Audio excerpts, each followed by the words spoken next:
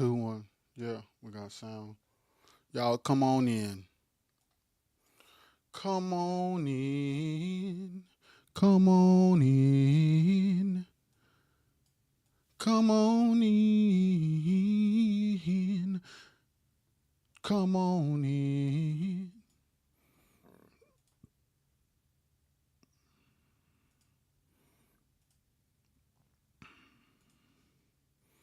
Let me strike up my phone real quick.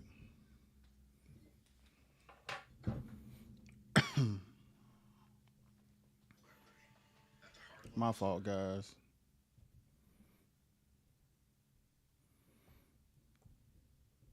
Delete all this. Come on in, y'all. Singers, musicians, promoters, content creators. Share this live. I'm always fixing my hair. I need a new one. Instagram.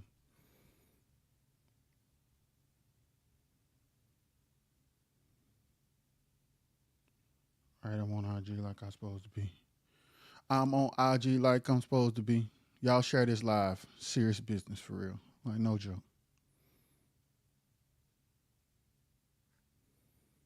That man ain't playing no games.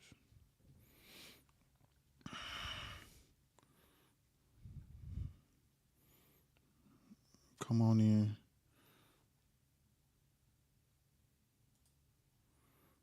I'm about to play some talk music. Hold on.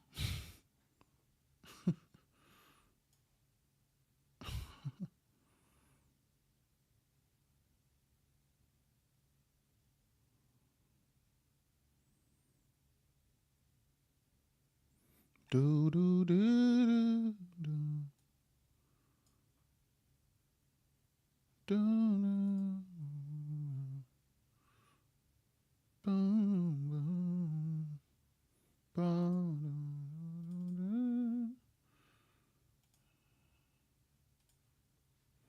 dun.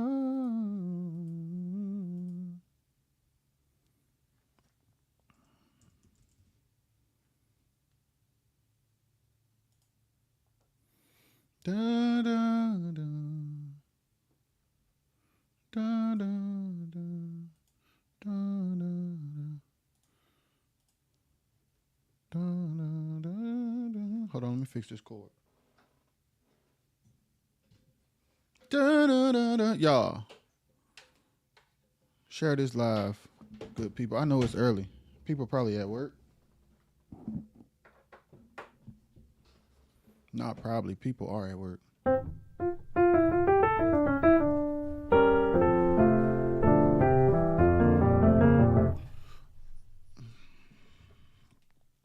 People are at work. People.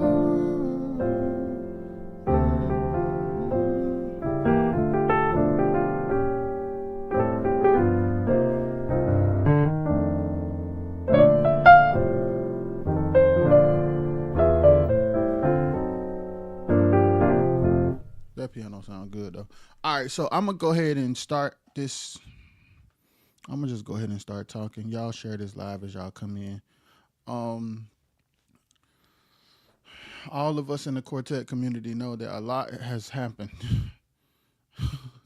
in the last couple of days, and a lot has been, of course, because of like the content that I've been doing and the conversations that I've been having and the posts that I've been posting. Things that I want to know and things that I don't want to know now come to my attention. Just because of the nature of what's been happening. So instead of like responding individually,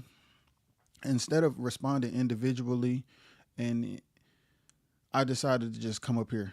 So hold on, let me make sure Instagram is where it's supposed to be.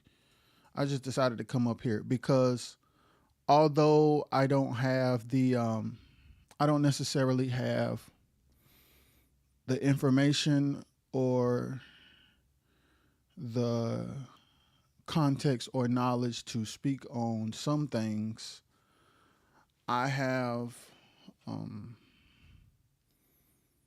the experience and the proximity to speak on others.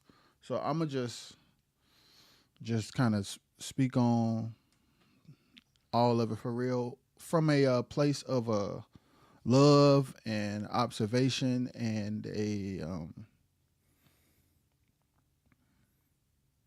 a place of just like thoughtfulness is the right word. Thoughtfulness is the right word because at the end of the day, no matter why people do what they do, and no matter what happens, good or bad, mistakes, missing the mark, hitting the mark, there's always something to learn. So I'm gonna talk about everything that has been brought to my attention. And hopefully y'all start flooding in and commenting so we can like have the conversation back and forth. Any questions, anything y'all want to know, anything y'all want to say, anything y'all want to express. But I first want to start with the funniest thing. And I'm going to just say names because it's all out on the internet. The funniest thing that I seen was Gerald Tyson's live video that Gabby posted. That was hilarious. And it was hilarious because Tyson was, it was just funny. Like, it was just something funny to laugh at. Tell you what up. Like, Tyson's video was just funny. Tyson's video was just funny. Okay, so now that I got out the way that Tyson's video was funny, let's have the conversation about it. Because everything I'm going to say today is off the cuff, no script. I'm going to say names because the names have already been said. And I'm not doing this for clicks or rage bait or likes or follows. I'm doing this because in every situation, there's a deeper conversation that Quartet can learn from and hopefully will grow from. So, okay, the Tyson thing. At the foundation of what Tyson was saying is a conversation. I paid Chubbs a certain amount of money that he asked for. And I asked Chubbs to sing a specific song. He sung that song, but he did not sing it long enough. One, if that song, if a request like that is in a contract, if it's like saying, if the contract say the promoter is granted to request a specific song and the song must be sang for at least these amount of minutes, and Chubbs breached the contract, then Tyson being upset would be justified. Let me repeat that. If there was a contract and in black and white, the contract said that the promoter is allowed to request a song and that song has to be sang for a certain amount of minutes, then from a business perspective, if Chubbs doesn't sing the song requested for the certain amount of minutes, then the contract is breached. Other than that, in all of the Quartet concerts that I ever seen, artists use discernment, discretion, know-how, experience, observation to choose what song to sing, when, and for how long. From my experience, lead singers make judgment calls, or the MD, because sometimes groups are set up where the lead singer is just hired help and the person in the back is actually who called the shots. So the lead singer or the person in the back looks at the crowd, understands the atmosphere, understands the energy, calls a song. Okay, this don't look like it's working. Cut it off. Do this longer. Let's do snippets because we've been here all day and it's 12 o'clock at night. And then they make the decisions that way. But the deeper conversation that I think is more relevant under the umbrella of Chubbs and Tyson is,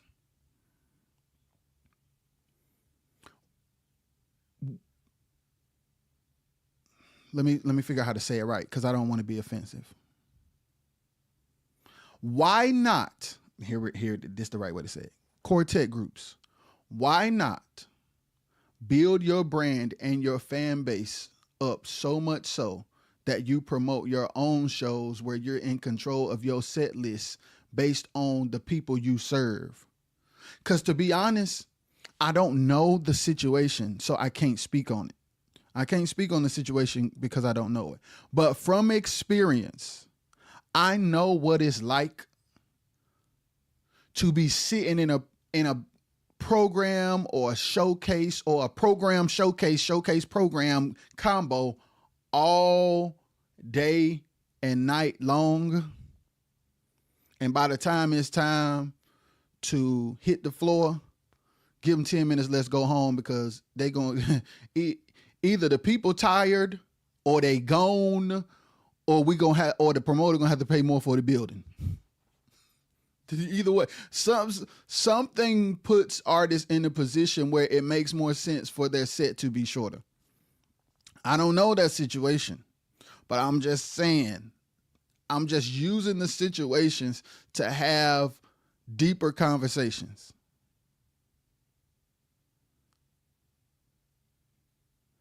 If it's in the contract, hey, the promoter is allowed to request one song or whatever song. The promoter is allowed to request a song, and that song must be sang for this amount of time. It's a breach of contract if that does not happen. If that is not in contract, even if it makes somebody upset, it's not illegal, because quartet artists, they use discernment and judgment and experience to decide what they sing and how long they sing it. And their sets and songs are automatically shorter if they are at the tail end of a program that has been going on for 20 hours. Okay, so that's that. And the other part of that is, I heard Tyson said in his video that like he paid everybody got paid. The headline was supposed to be that people didn't get paid, but everybody got paid. The mere fact that is a continual conversation. The fact that since I was a teenager, all the way up until now, I'm a grown man with a wife and children.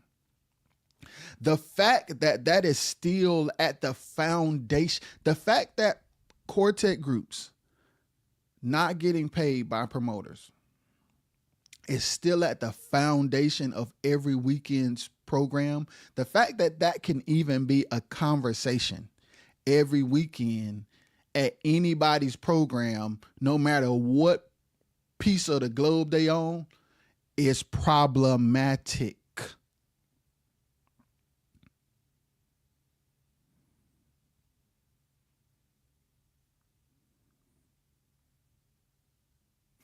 It is a huge problem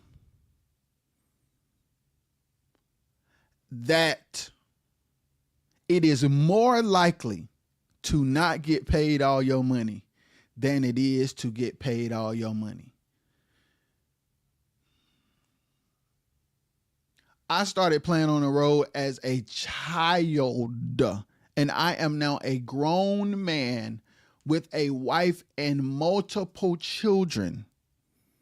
And the conversation at the base level of 95% of quartet gigs is how the promoter didn't have their money. So my question is, what prevents or stops artists from breaking that cycle? I want artists, I want promoters, I want everybody to answer that question. What prevents artists? What stops artists from breaking that cycle? Promoters, why do you feel comfortable taking a risk that ends up in adults not being financially compensated for the services that they provide? Promoters, why put adults in situations where you cannot provide the monetary request that they had for the services that they provided? Why is this like? Because it could be a lot of reasons why.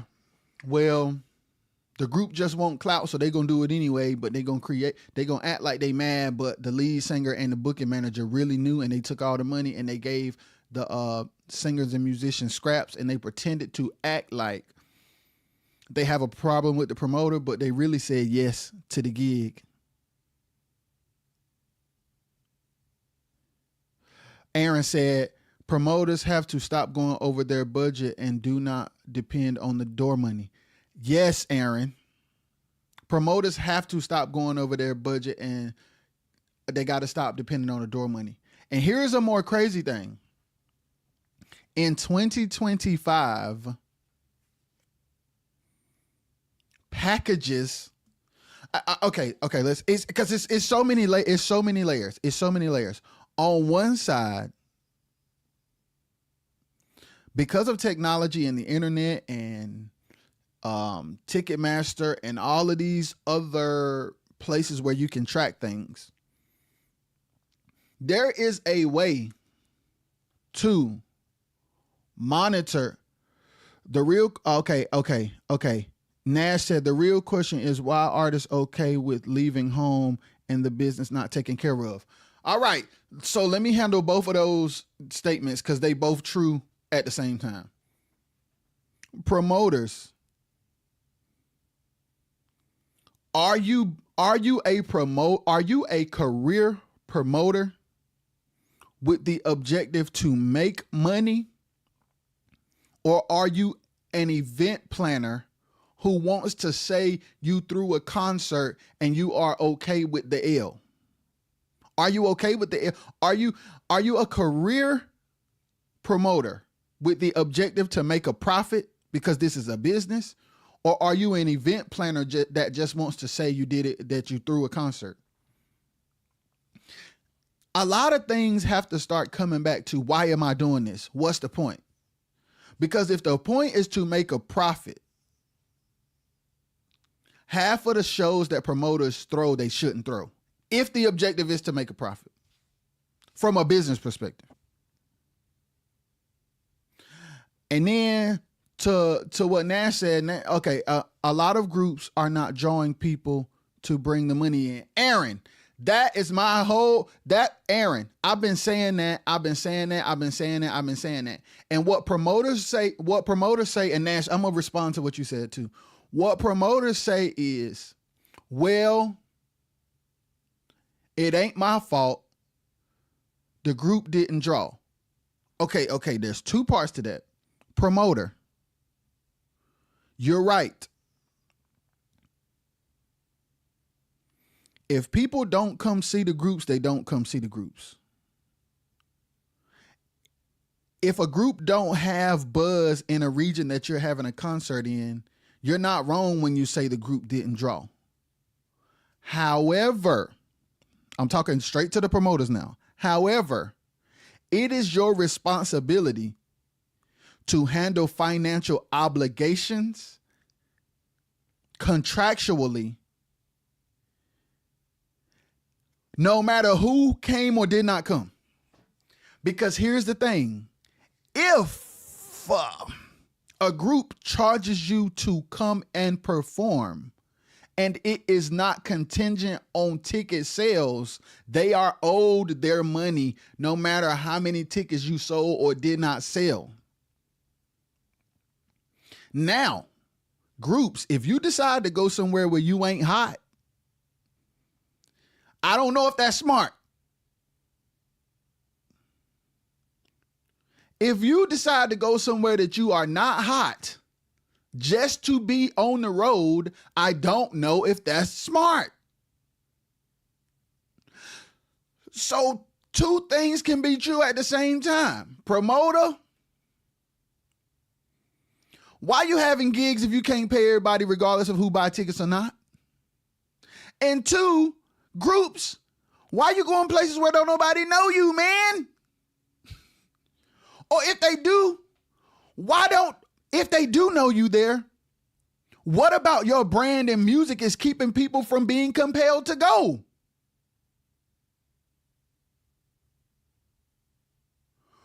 Rufus said, not really, Brody. Explain, Rufus. There's a lot of things that should be considered. Like, there's a lot of things. It's not just on the promoter and it's not just on the group, but there are questions you should ask yourself, because in my experience, I have not been a part of any organizations or seen any organizations in Quartet where groups put emphasis on building their brand and their fan base. They just put out music and they perform at concerts that they get booked for. I have rarely seen groups do the groundwork to build a demand. In this era, the 80s, the 70s, the 80s, and the 90s, the early 90s, I can't speak for that.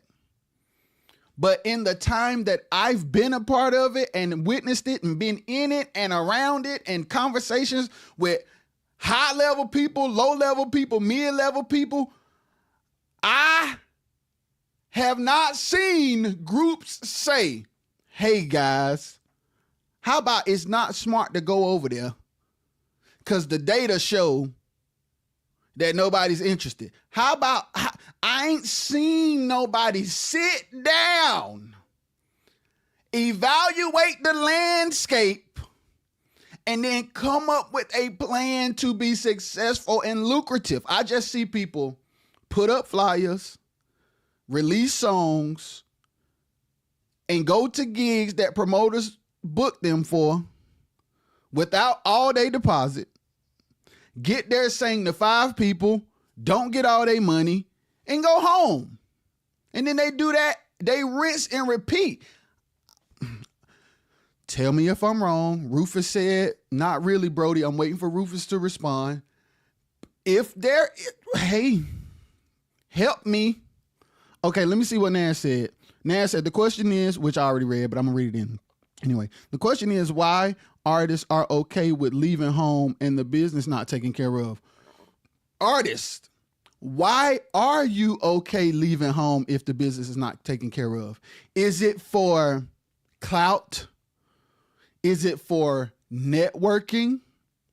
Is the exposure more important than the money? Because to play devil's advocate, I can understand it's not the wisest thing to do, but I can understand, hey, y'all, we need to move around and be seen in these venues. The money ain't all the way there, but I think it's good for us building to be seen in certain regions so people will know we down with moving around in those regions. If you decide for that reason to go places where the business is not straight, all I've been saying this whole time is there needs to be other avenues of income to supplement the lack of money you gonna get when you go do that show. That's all I've been saying. That's all I've been saying. Okay, we got to learn how to love the road when it's good to you, but know how to stay off the road when it don't make sense to you. This is Richard Nash. This is Rich Nash now, who be playing for all the big boys. Rich said, we got to learn how to love the road when it is good to you, but know how to stay off the road when it don't make sense to you. And then Nash said, but promoters are wrong for bringing anybody that don't draw. I'm going to be honest with y'all. If you ain't hot, don't be headliner. Man, bring me on food. I got a few minutes. Hey, I'm on. Listen. Okay, I'm going to be honest with y'all. Don't want to miss the opportunity, especially if there's a bigger name on the set. Okay, Mont. How big is the opportunity if there's a financial loss and there's nobody in that building that can change your career? How big is the opportunity if it's a financial loss and there's nobody in the building to change your career? That's my question. So it's like, for people who have a 9 to 5, for people who wake up in the morning and clock in, or for people who have stay at home jobs, when you get up and you turn on your computer, or when you get up and you go to that system to plug in that you at work, you're not at work to be seen. You're not at work for exposure. You're at work to do a job and be compensated for your time doing the job. The business and the work aspect of Quartet seems to be secondary to being perceived as popular entertainers. Work ethic, compensation for time, honoring contracts, presenting great production, all of those things seem to be secondary to being perceived as pros. It seems as if, and I can't speak for everybody, please comment and help me. If you're watching this now or if you're watching this later, comment and help me, because I don't know everything. But in my experience, being perceived as pro has been more important than handling business. It just, the bigger opportunity ain't in Quartet until we build the platform. We can't even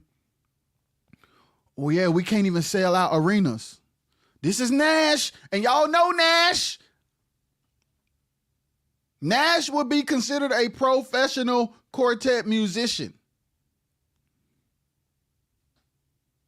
Mont said, just to say they did it and sang on the same programs as somebody with a bigger name, or in the other case trying to sing like the big dog, or as if it's a popularity contest. See it a lot in smaller towns. Okay, now let me ask this. All right, I'm gonna be honest with y'all.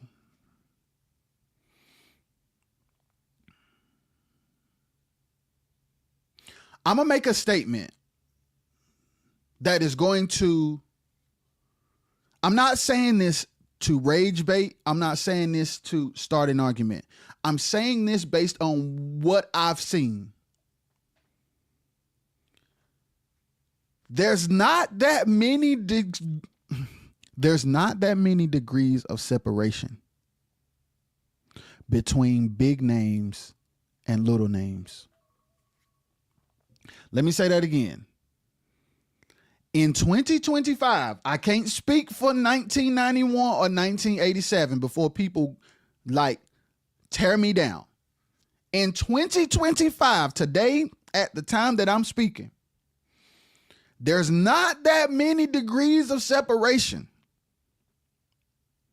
between big names and little names. There are little names that have bigger brands and presences than what we would consider big names. There are little names that are more popular and draw bigger than legacy groups. The degree of separation is very, very small.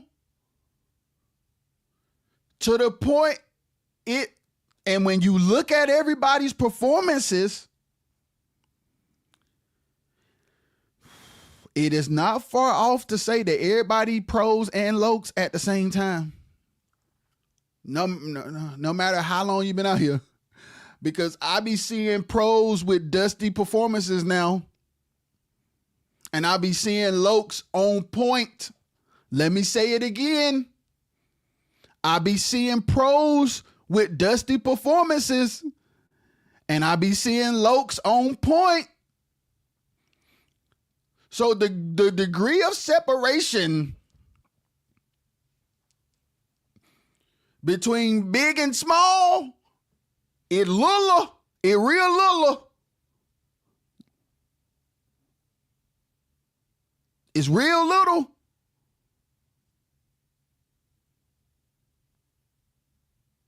Aaron said these days in time groups rather be more popular than worry about business, and they miss by doing that. They mess up by doing that. And that's what I'm asking. Is it like, okay, all right, let's paint some scenarios. Okay, I work a 9 to 5 and I love to sing. My thing far as groups, you got to do more than just wanting to be on shows. Rufus, I agree. You have to first build your organization and foundation and have your business fixed within your camp in order to even think about receiving any dust from any event. Rufus, that's what I've been saying. What Rufus is saying, Rufus is bringing up a good point. Rufus is bringing up a point that's important because it is twofold. Groups need to do more than worry about being on shows. They need to build an organization and a foundation in business. How many groups is an actual business entity? How many groups is an actual business entity?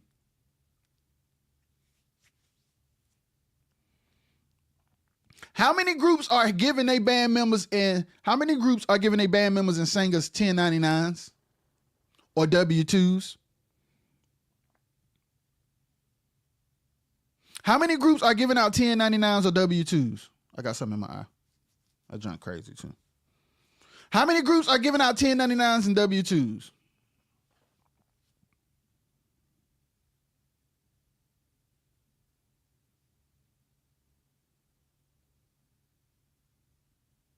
Bro.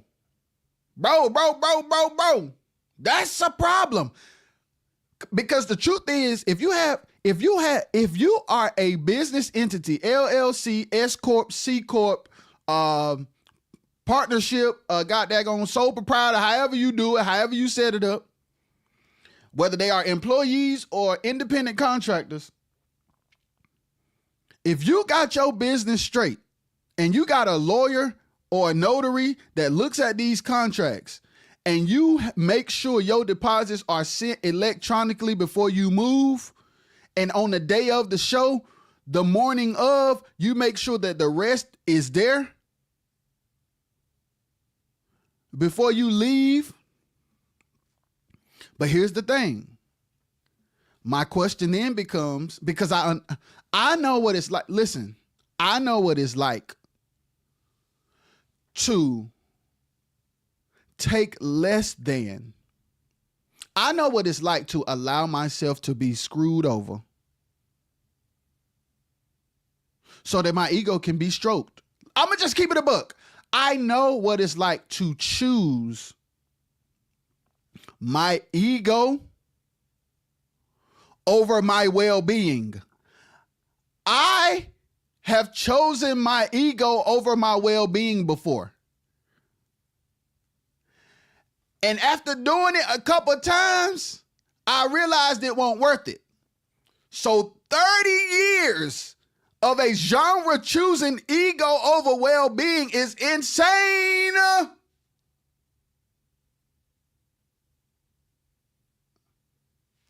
Is it like, okay, problems, I don't like my job. I'm home with my girl. I'm home with my wife. Things are fuzzy. They not the way I want them to be. On my job, my boss get on my nerves. I feel the most like a man on the road because women think I'm popping. Fellas think I'm a beast. I'm dumping houses. So I ain't really doing it for the money. I'm doing it as escapism so that I can feel better about myself because I'm unhappy during the week. It's time to go to therapy, because if that's the case, which I know it is for some people, You take the L and make sure if you are only doing it to feel better about yourself, that's your business. But still pay everybody else.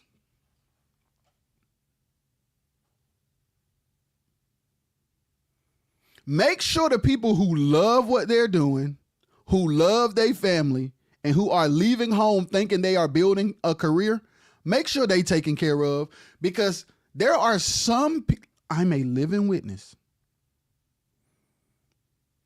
You are looking at an example of a man who used to be a boy, who was on the road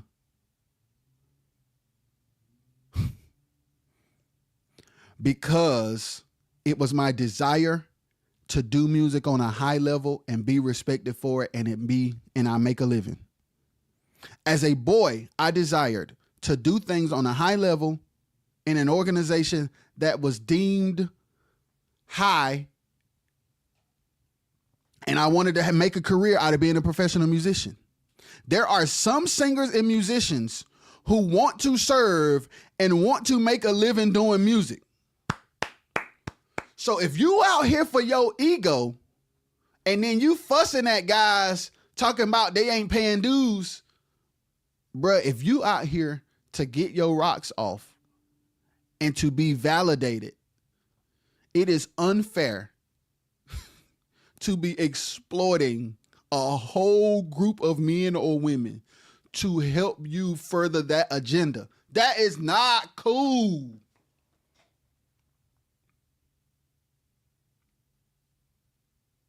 That's not cool.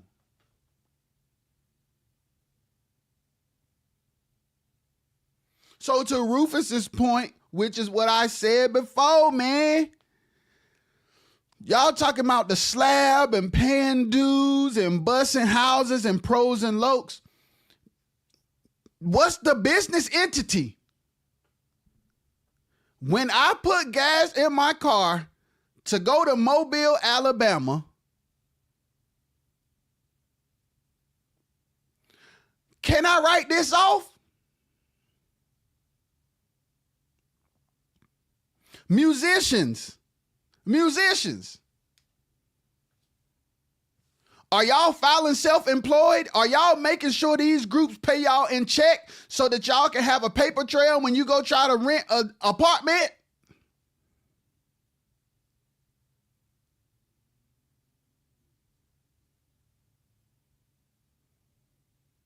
Do you have documentation that shows that you're getting paid? Or are you using being under the table to prove to the court that you don't make a lot of money so you don't have to take care of your responsibilities?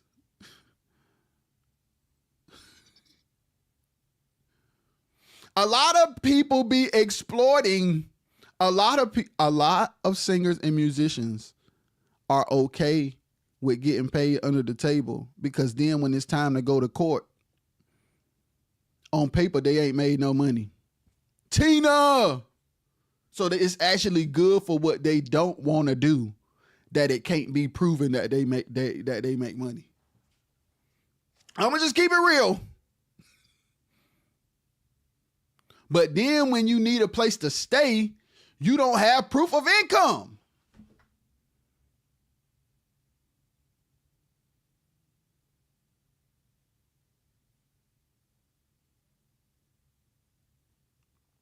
You don't have proof of income, man. You don't have proof of income. You don't have proof of income.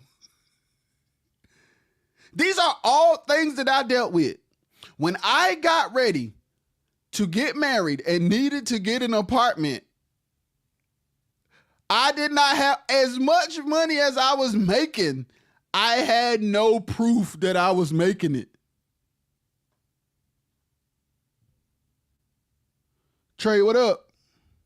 Man, I keep gas receipts, food receipts, and anything I have to dish out, I keep on record. Yes, you have to. You have to keep it on record, guys. When you pay, first of all, and I'm going to say it, and I keep saying it, and I don't care how people feel about it. If you only getting paid $1 and it took 50 cents to get there, You not paying dues, bruh. That group owe you that 50 cent back.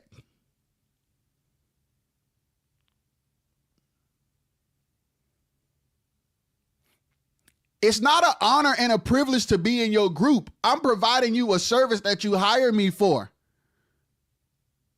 Stop making people feel like they should be grateful to play for you. Pay them and reimburse their gas.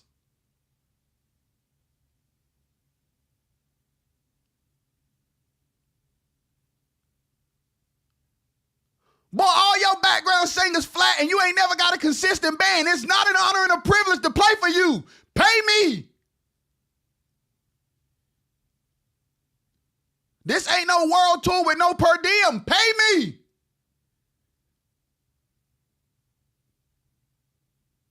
What in the world? Y'all got to stop guilting people into feeling like you doing them a favor by letting them play for you. What is that? That is wrong. That ain't right, man. That ain't right. That's not right, guys. That's not right. That's not right. That's not right, bruh. And then you got young. I used to be listen to me. I used to be a child who watched Memphis 1 and Memphis 2 and Doc with the daggone smoke machine and who else? The Keynotes, all of the Live in Jackson stuff. Live and Alive with Keith. The Williams brothers with daggone Juanita Bynum and Carlton Pearson on it. I used to watch these DVDs and VHSs and dream of being with a group like that on stages like that. And then when it finally happened for me, I was like, oh, well, doggone. Well, I will be. And my issue is not with the ups and downs. My issue is not with the bad days. To be honest, my issue is not even with not always getting paid all of my money. My issue is when all of these things are going wrong and no decisions are being made to make it better, while everybody pretend that it's so good. When you talk to groups and musicians who don't know no better and make it seem like it's amazing, when you only got $120 and you put the in ones and $100 bill and you put the $100 on the outside and pull it out for a woman and make her think you got a wad, that's when it's problematic. The ebbs and flows of music and business are the ebbs and flows of music and business. Some things you can't avoid, some L's you got to take. Sometimes you do have to kind of scratch your way into success. That's not my issue. The issue is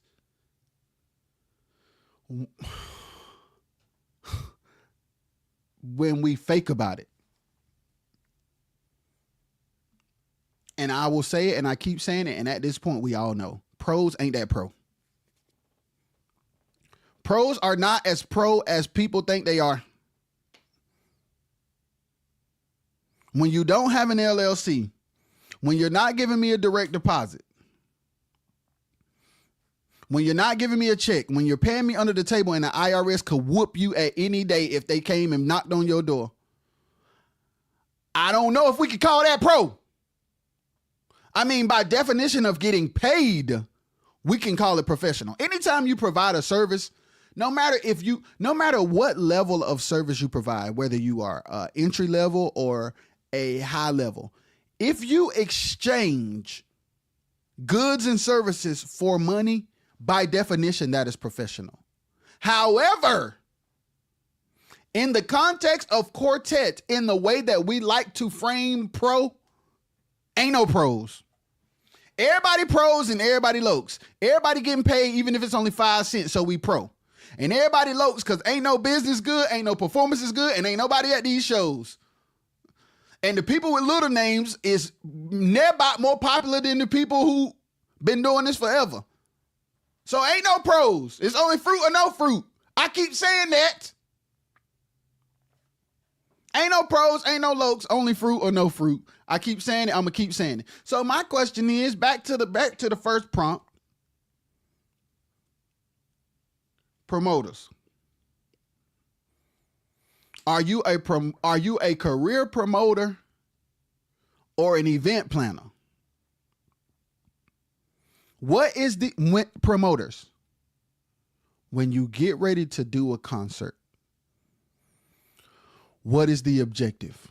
Now, if you say, hey, I love Quartet, I love doing the events, it's not about the money and it's not about the crowd, I just love doing it. Now, if you have disposable income to throw shows where the turnout does not matter, that's actually beautiful, but you still owe people. But you still owe people though. On the flip side, artists.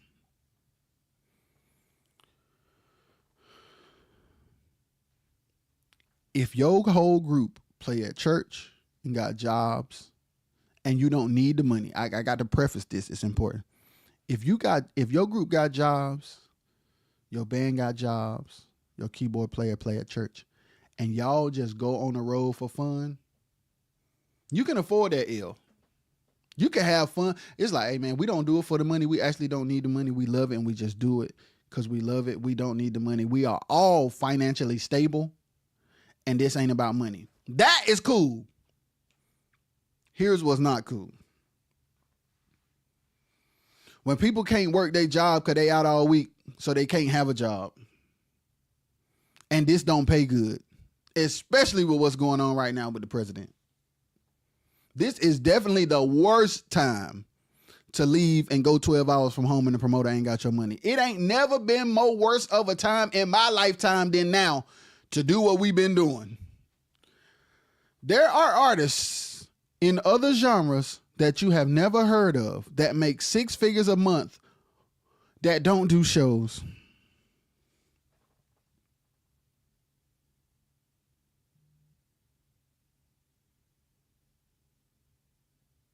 Rufus, you right, but I'm trying to give us the benefit of the doubt because there are some scenarios, Rufus, where the problems don't impact some like they impact others. If a lead singer has a job that's insane with a 401k that is crazy, with a mid 6-figure salary, and he just loves singing and he don't care about money, and he use his work check and his career income to finance his hobby, and he always makes sure that his band and singers paid, the promoter not having all the money don't negatively affect the people who he took on the road. That's what I'm saying.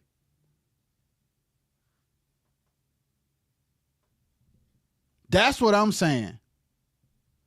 Oh, let me see. Cause I can't see Suge comments.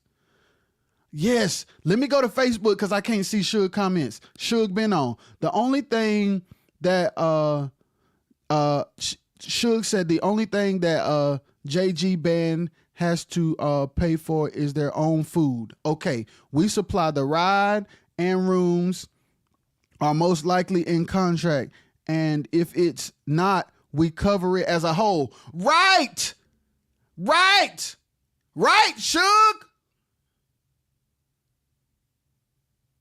Right, Suge? All I'm saying is, number one, I'm gonna be honest. And I'm finna go to Facebook. I need another.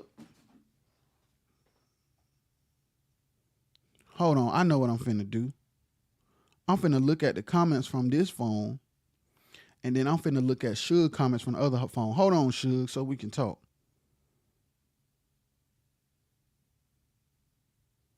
I gotta make sure I can talk to Suge, man. Y'all give me a second. Let me make sure I can talk to Suge. Russell, what up? The other Russell. We got 2 Russells in here.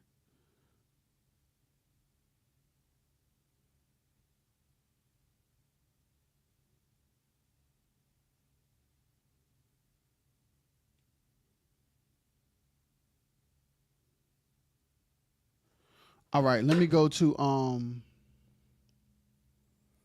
Facebook so I can see Suge's comments. Suge, yes, Suge. Suge said the only thing the boys got to pay for is their food. And I'm with that. Let me see what Suge. Yep, yeah, I see you, Suge. I see you now.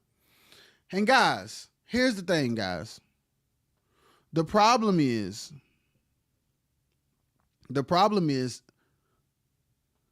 acting. Okay. Let me get my thoughts together. Playing the humble role is the better way to go in a genre where business is this unstable. Most of my band are 10s and 20s with us though. I have a crew and we treat our fellas and girl bass player right. That's why they've been with us so long. Exactly, Suge. That's another thing to Suge's point. When you don't do good business, people quit. If it don't make sense for as far as business, then it's absolutely on to set home. Yeah. Use the time to tighten up the count. Rufus, that's what I be saying, Rufus. Y'all, listen to me. I'm going to say it again because I'm back on track. There are artists in other genres that we have never heard of that uses content and streaming, and they use content, streaming, and membership platforms to make 6 figures a month without doing shows.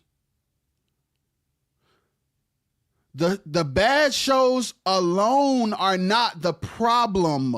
The problem is acting pro,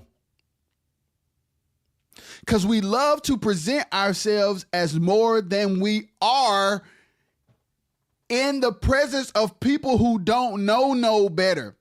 I've listened to people, big talk, inexperienced people, where I know the truth, and I just shake my head. Yeah, man. Yeah, man. Well, you know, because I'm saying this like over here, man. I'm like, over here, people can't pay their bills, bro. So deflate your chest, please. Please. Yes, a YouTube video went viral that's on a label or somebody else's platform. You're not making no money off that. So yeah, you may have been on that video killing, but you don't have the money to pay your rent. And we all struggle. So the struggle alone isn't the problem. What makes it problematic is when you inflate your chest and downplay everything else that don't look popular while you can't take care of yourself. That's when it's problematic, because that's disingenuous. It's fake. It's not real. It's not real. Oh, Lord. It's not real. It's not real. It's not real. It's not real. It's not real. Hey, we love doing this. It don't make a lot of money, but we do it for the love of it. We do what we can. We understand that this genre right now is shaky. We understand that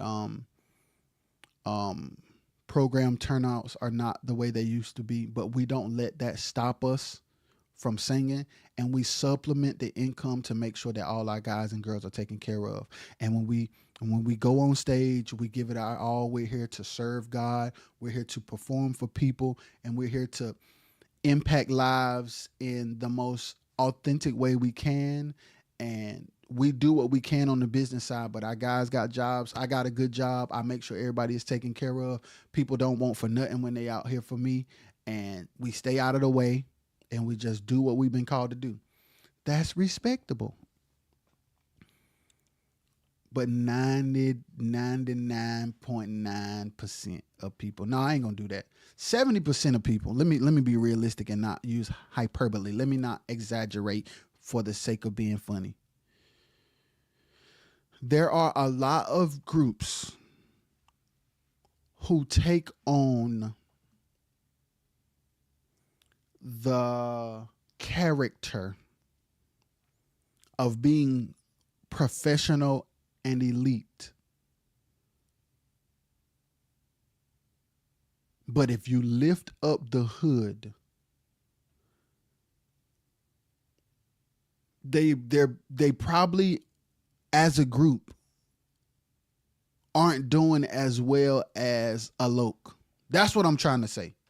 There are some local groups who are sustaining their organization way better than pros, bruh.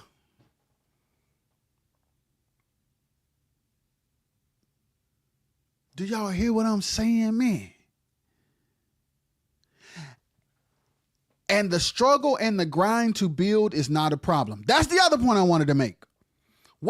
I said it before, but I'm gonna go back to it again. What are you doing it for? Okay, I'm a group.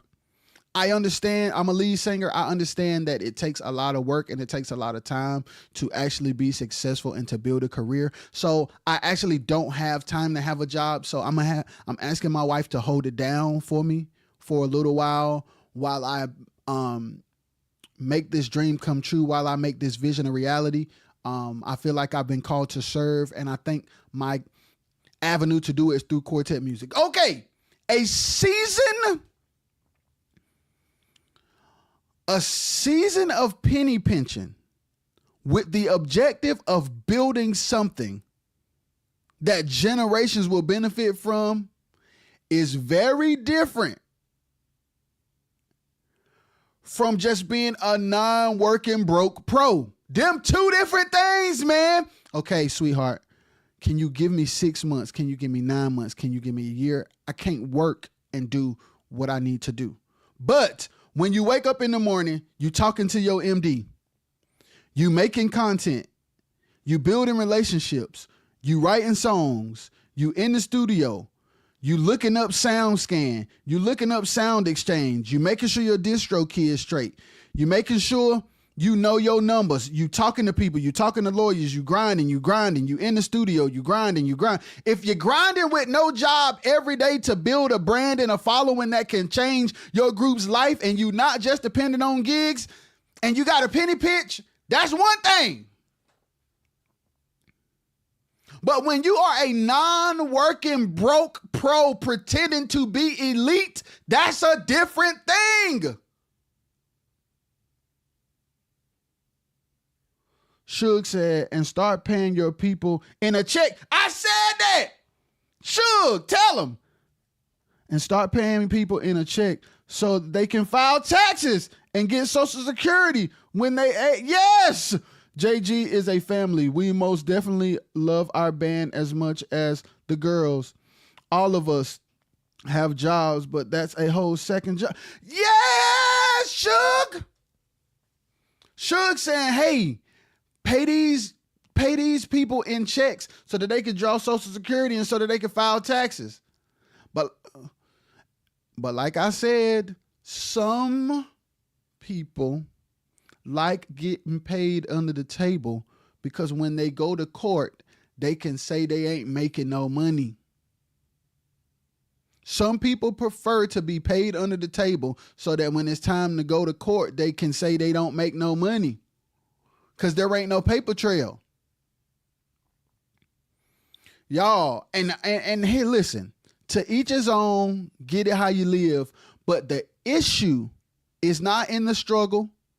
The issue is not in the promoters. The issue is in y'all. We act so pro, bruh.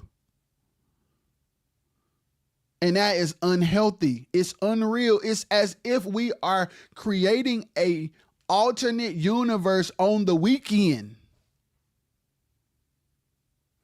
It's like we creating an alternative universe on the weekend. It's literally like that. It's like we create an alternative universe on the weekend.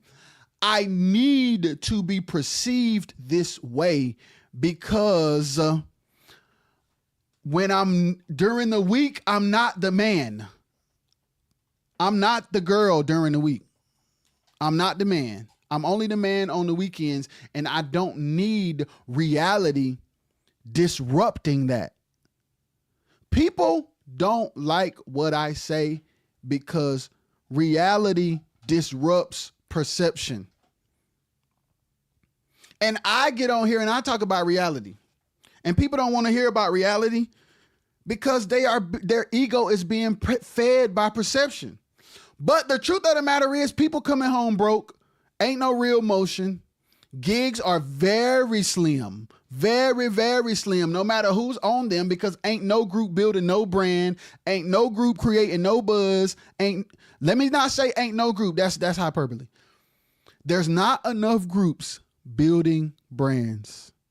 There's not enough groups building a foundation for themselves that will allow themselves to have careers outside of the gig system. I posted yesterday, the wisest thing for quartet groups to do is to unplug from the circuit and build. What do I mean? Which will get me into my next topic. Hold on, let me read what Rufus said first. Nobody don't want to talk about it, but I will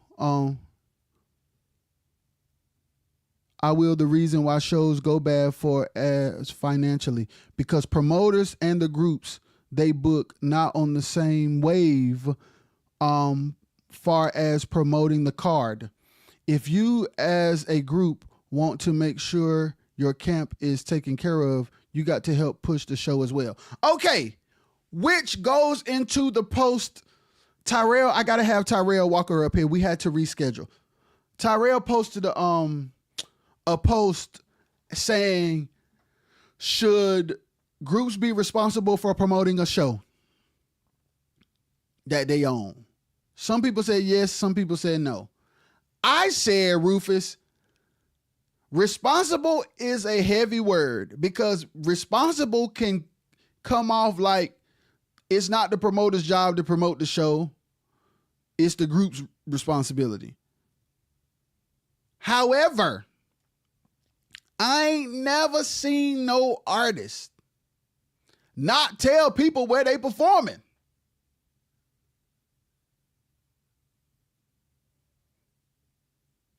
I ain't in no other genre.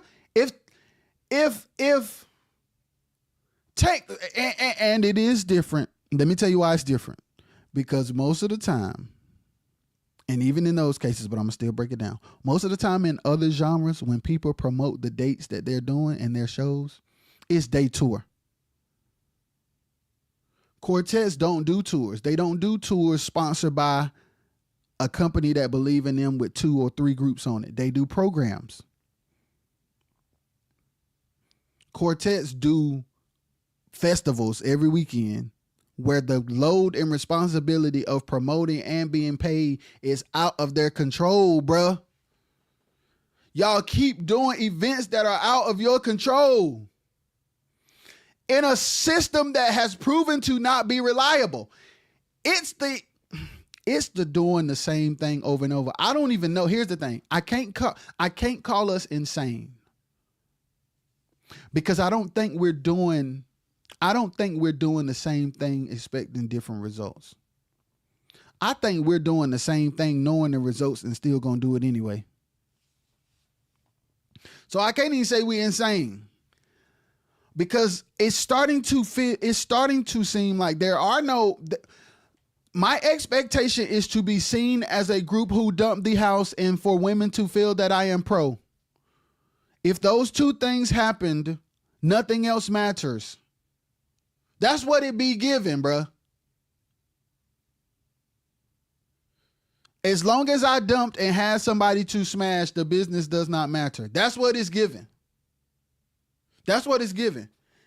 And that's cool, but just don't take 20-year-olds out who have aspirations and send them home with $50. That's all I'm saying. If that's what you own, you and the people who own what you own, y'all should be the only ones that go home in the negative. That's what I'm saying. I don't want to say the R word. My brother TJ in here. All I'm saying is, let's talk fundamentally for a second. Anthony Darby is in the building. My guy, I need him in here. I need him in here because this is real important conversation. And he is a businessman who be chiming in. Him and I have had conversations to help me understand that we have some systematic foundational dysfunction. And I really think it's ego-driven. And let me tell you why I think it's ego-driven. I watched a documentary on our people, meaning melanated people, because I do not want to get banned. So I watched a documentary about the time of segregation. Follow me here. In the time of segregation, we were considered as second-class citizens. Okay. Us melanated people, we were considered as second-class citizens. We were not respected by the other race. Follow me. We were called boy and girl by the other race, and we were required to call them Miss and Mr. But stay with me, I'm going somewhere. In church, we would call mother so-and-so, deacon so-and-so, pastor so-and-so, reverend so-and-so. We weren't called boy. We weren't called girl. We weren't called by our first names. We were called Pastor Jenkins or Mother Robertson or Deacon Smith. What am I saying? In church was one of the very few times on Sunday morning. It's been 6 days. It is now Sunday morning. We are in a space amongst people where we're referred to in respectable ways. So there's a certain status and there's a certain confidence that we're able to have in that space that we don't get to have in the real world. So Sunday morning is an alternate reality where we're viewed as somebody. Could it be that in the Quartet space, that has not changed? And could it be that the feeling of being respected and the perception of status is more important than good business for the sake of how it makes us feel?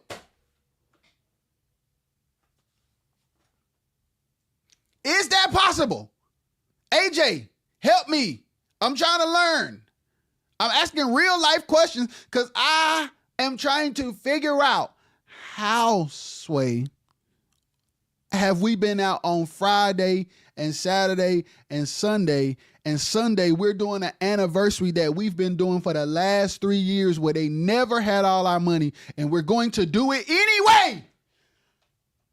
I don't know no other reason than to be perceived a certain. There's no, the only logical reason is status. It's not business. So my question becomes, okay, when it comes to Quartet, is it safe to say that people are not going to demand better business because status is more important? Because here's the thing. When you demand to be respected, you're going to be home more. When you demand for your contract to be honored, you're going to be booked less. So you might not be on that anniversary. You might not be on that annual convention. And I think people care more about being seen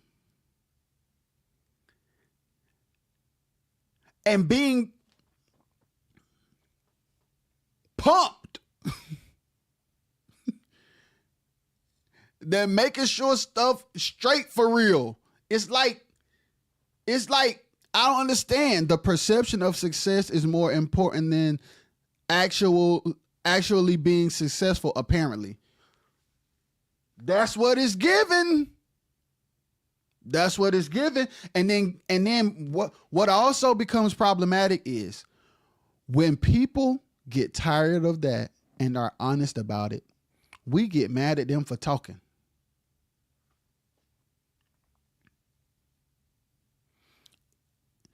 It's high level of insecurity and low self-worth. AJ, it has to be. And I want to let's have a real conversation. AJ, before you got on, I was just saying that it's like, okay, if I'm struggling during the week, I hate my job, my boss is disrespectful, me and my wife ain't good, my kids get on my nerves. Okay, I know the promoter ain't going to pay me all my money, but the bros gonna hype me up for busting the house and the women gonna give me them cookies, bro. And I just need that outlet to feel like somebody. If you gonna do that, don't drag 7 people down with you. Groups gotta learn how to be okay with being booked less, at least when you handle business correctly.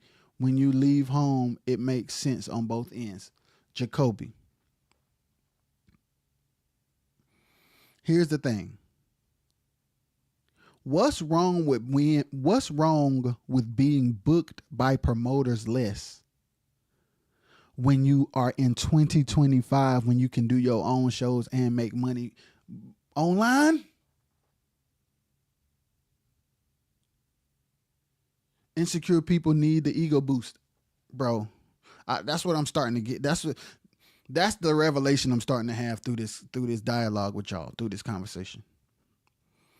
When you can make money online, when you can put together a show from your garage where you charge people $15 a piece to have a digital ticket, if you get 50 people to come, it is more lucrative than going from New York to Tallahassee for $1,500 with 8 people.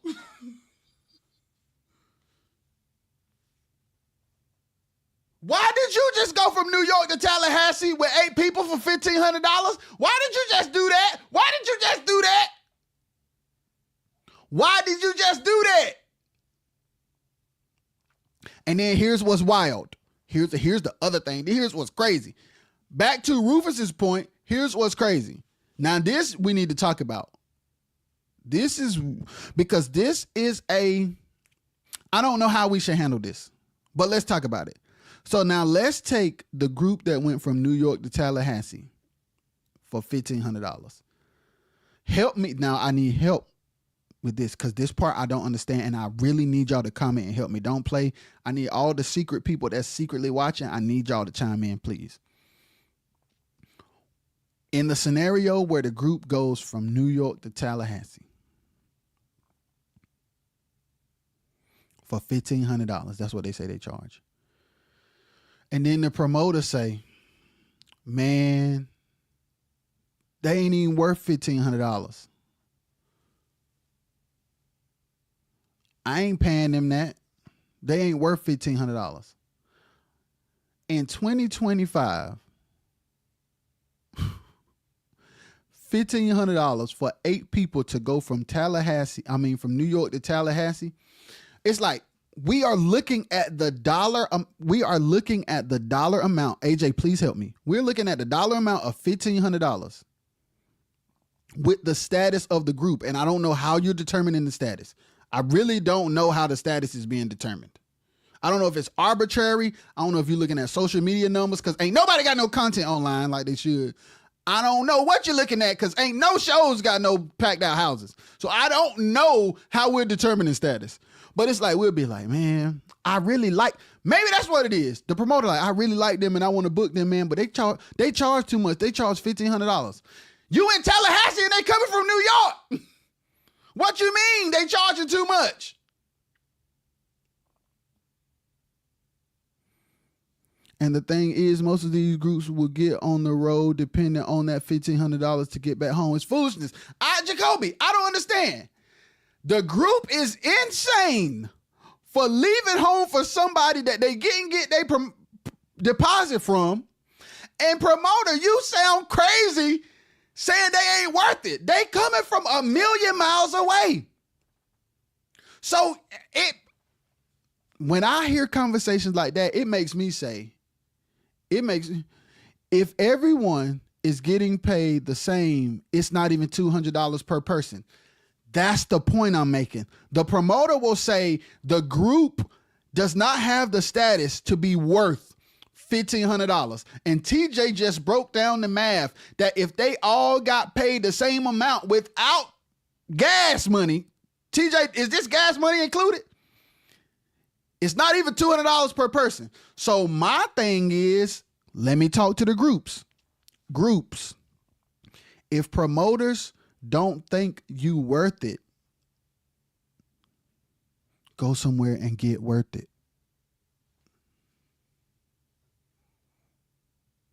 Don't be mad at the promoters groups. Get with your group, get with your band, get a videographer, get a content strategist, and get worth it. It goes back to what I keep saying. There's a reason why I be saying what I'm saying. Groups, promoters don't feel like you worth it, number one, because they're only looking at the dollar amount, not the travel. They don't respect how many people are in your group. They only are equating their dollar amount to your perceived popularity. They don't care about making sure you're getting taken care of, because they trying to make a profit or not.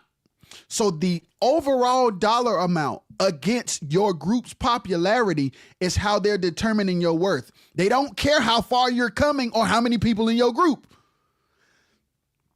But you keep going to gigs anyway.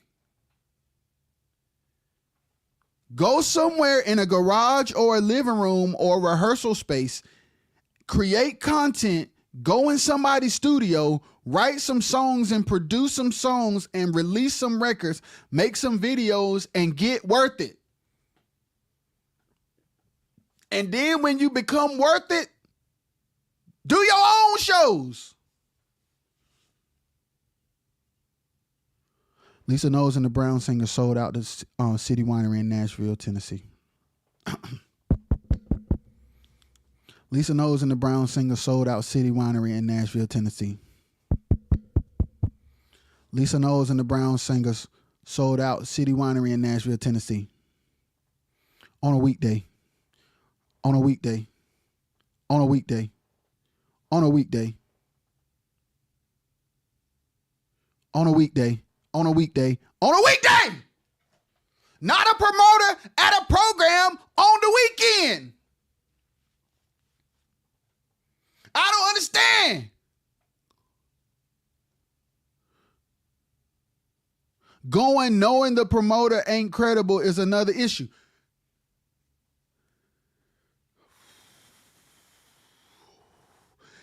Okay, now let's talk. Because I've seen this before, and I'm going to be honest. Instead of talking about people, I'm going to talk what I know. I'm going to talk what I know. This is what I know. I've been a part of a group where the lead singer's priority in getting to Eufaula, Alabama was to smash a woman.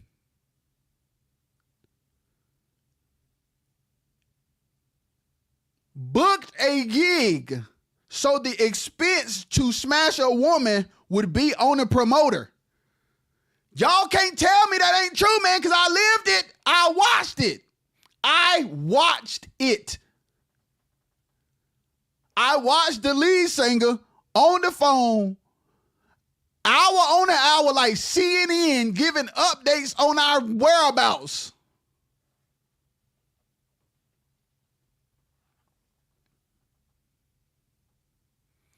I've lived that.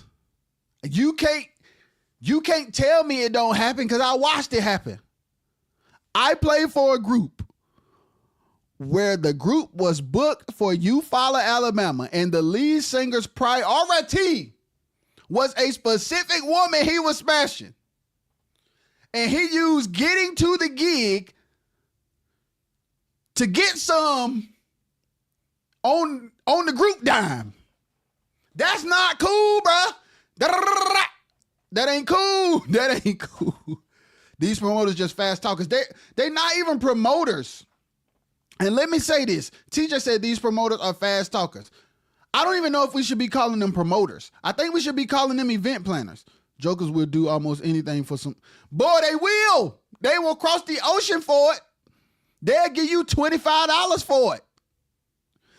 Hey, here's the thing. Let me say this calmly. Promoters who are watching this, please tag promoters. In 2025, the local radio station and flyers at the barbershop is not enough to say you promoted the concert. The local radio station. Young people are on TikTok, YouTube, Instagram, Spotify, Apple Music. They not listening to no radio, man. And when they walk in the barbershop, they phone is in their face until they get in the chair. And then when they get out of the chair, the phone is back in their face till they get to the car. They did not see that. They did not see that corkscrew bulletin board thing, man.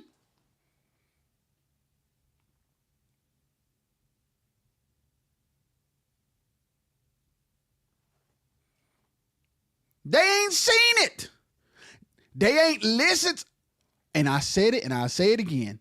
Every time I've seen the crowd, every time I've seen a camera being panned to the crowd, I see senior citizens, peons, children, and other groups. When the camera is panned to the crowd, I've seen senior citizens, peons, children, and other groups. Somebody in the comments tell me I'm lying. Somebody in the comments tell me I'm lying.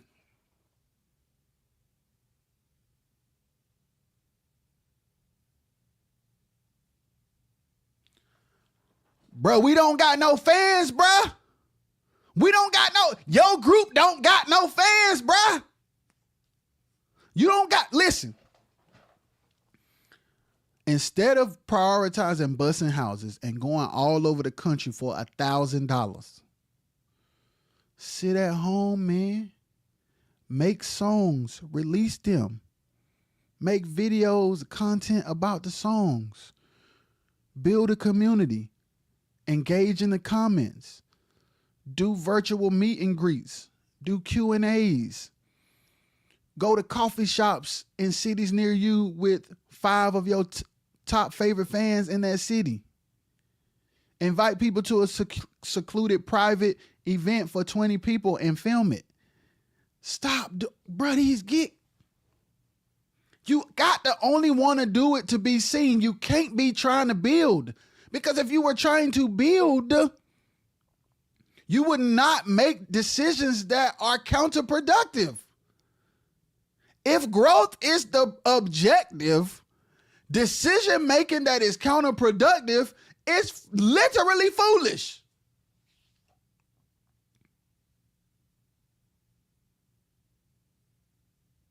If making money is the objective, profit is the priority.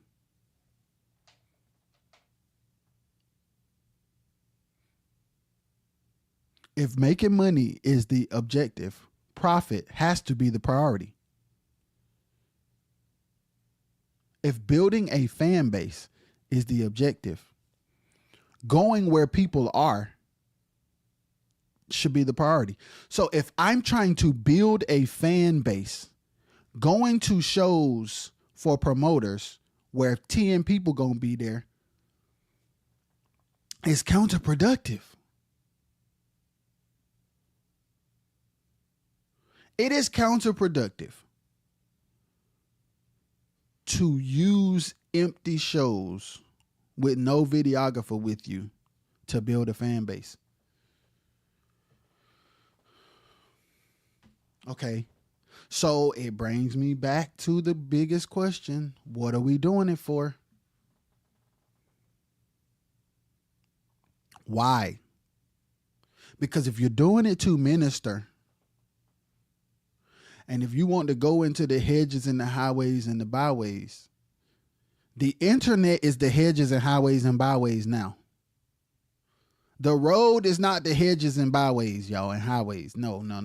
In 2025, if the objective is to minister to as many people as possible, okay, if you don't believe me, let's go political. Our current president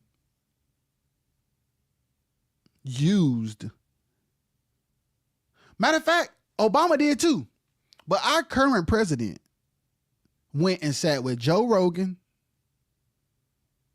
went and sat with Dave Ramsey,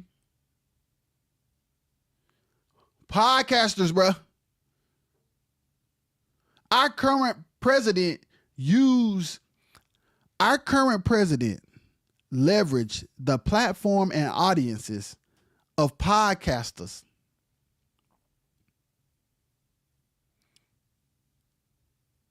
to spread his message. And Quartet groups is still on the slab, not maximizing the internet.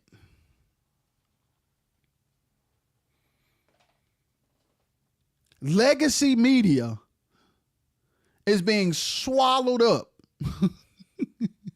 like TD Jakes by attention being dispersed to independent media companies and personalities. Companies are being restructured because people don't watch legacy TV. And we down here in Quartet still only hitting the road. If it's shifted up here, it got to shift down here. If it's shifting up here, if CNN and Fox and the boys is saying these independent media personalities on YouTube are taking our eyeballs, so we need to make better decisions and different decisions because our platforms ain't as big as it used to be. We need to understand how does that correlate? How does that correlate to Quartet? The road ain't what it used to be. The crowds ain't what they used to be. And promoters ain't paying, which there's always been issues with promoters, even when there was big crowds. So no matter how you slice it, even if you're playing devil's advocate, you continuing to do it this way is not productive. If growth and expansion is the objective, I got to throw that caveat in there. Why do I have to throw that caveat in there? Because if validation and ego pumping is your objective, you are going to prioritize getting to shows for your ego to be pumped.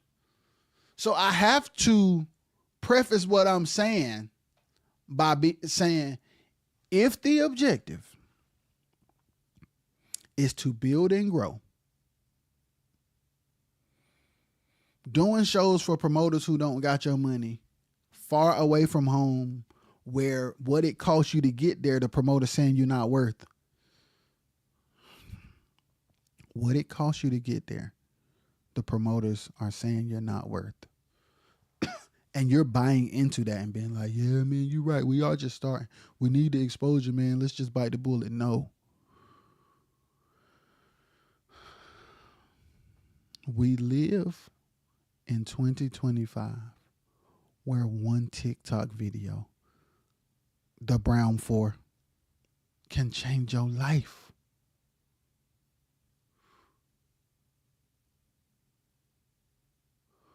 We live in a time where the internet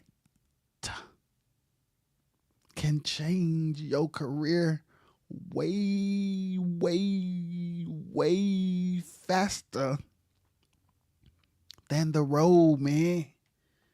So you got to ask yourself, why you not on the road for business?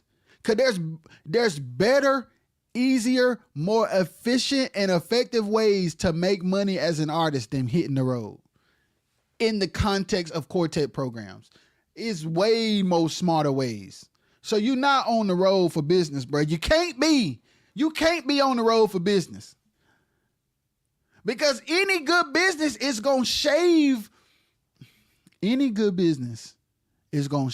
off the things that lose money and amplify the things that make money. Any business person whose priority is profit is going to eliminate the things that lose money and magnify the things that make money.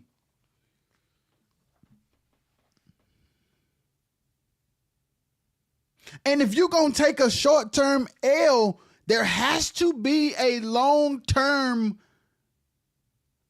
strategy implemented to make it make sense. If you gon' go to the show that the promoter don't got all your money for, take an engineer and a videographer so you can monetize your concert online.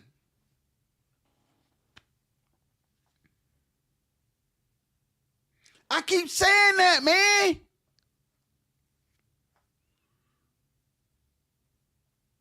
Promoters are going to tell all groups what they not worth because they not in the right spaces to successfully promote shows, bruh.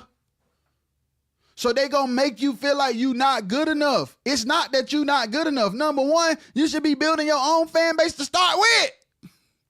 Number two, they promoting like it's 1998. So you ain't built no fan base as a group. And the promoter promoting like it's 1998.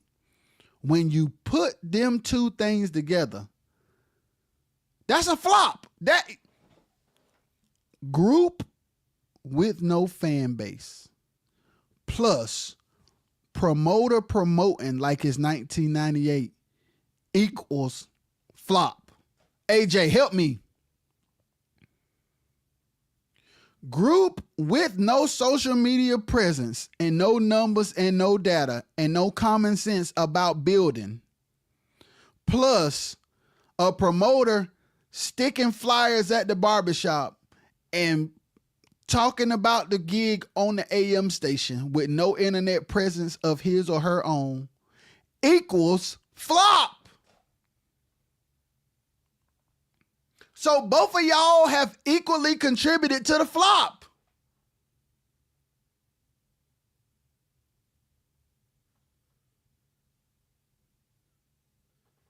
Both parties have equally contributed to the flop.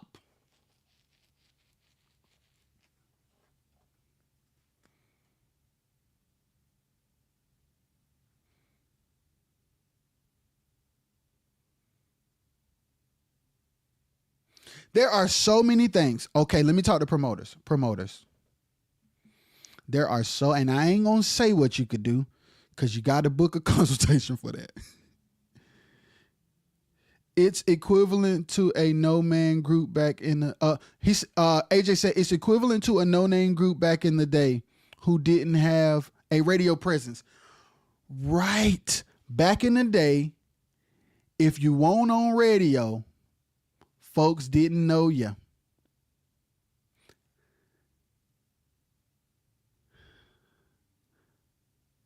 The internet is the new radio, man. That's what I don't know no other way to say it, AJ. There's no more Bobby Jones.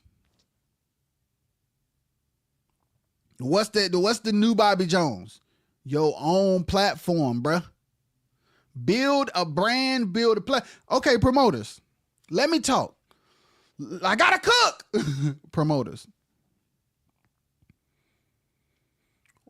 Where is your brand and social media and some kind of content?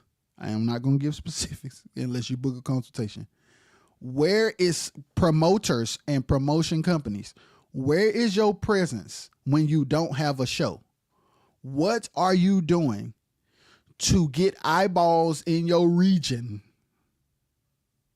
so that by the time you announce a show, you have built so much trust, leverage, and such a big fan base in a 30 to 50 mile radius that because people love you and your brand and your message, that it don't matter if it's a Quartet gig or a Christmas party for tits, they coming. What are you doing, promoters, on the internet when you don't have a gig that sets you up to have a successful gig?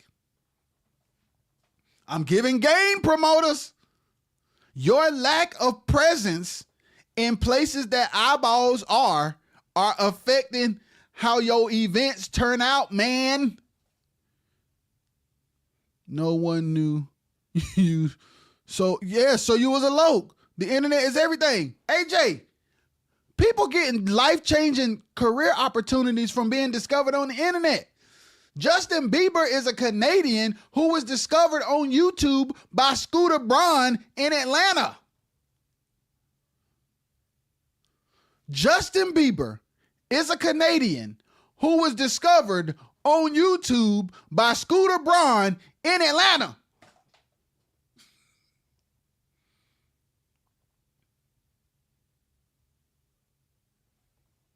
DC Young Fly is a part of the 85 South show and has been a regular on Wild 'N Out because of the internet. Jess Hilarious is a host of The Breakfast Club from Jess with the Mess. Jake Paul and Logan Paul are household names, both brother millionaires with energy drink, prime drinks, and promoting Netflix shows with Mike Tyson off of Vine. Vine, that no longer exists, that was bought by Twitter, who's now owned by Elon Musk. Come on, man. Come on, man. We have millionaires who have gotten opportunity. Casanet, man. Casanet. Duke Dennis.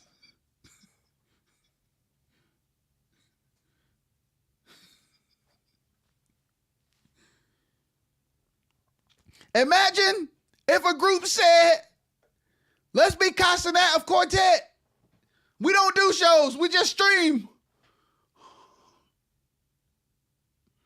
I gave y'all that one for free. My wife is gonna kill me. What if a group said we gonna be the Casanet of Quartet and never do no more shows and just stream?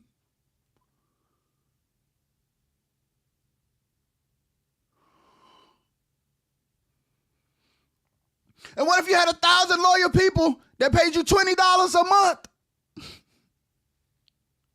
I'm about to cry.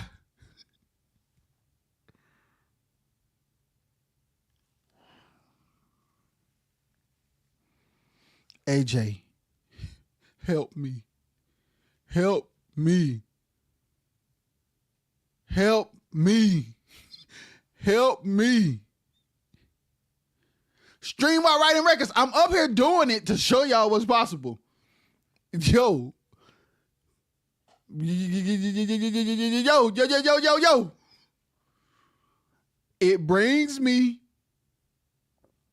to side eye why we gigging in the first place.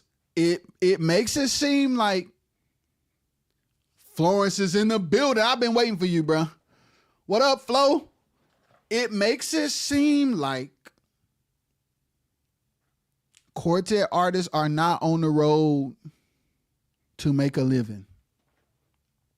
Because if making a living was the priority, there are way better ways to make money than being on the road. Okay, 5 years ago, because I've heard this excuse too. 5 years ago, 6 years ago, 10 years ago, I would have accepted that we don't know no better. Good. I'm gonna talk to Flo while she got some downtime.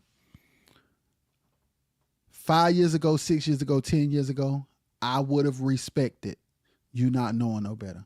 In a world of AI and content creators, when you yourself,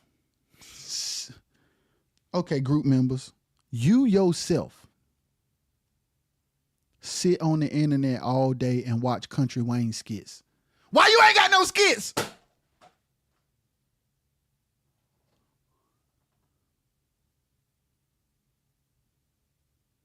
Oftentimes, it's not what you say, but how you say it that move people. Joe,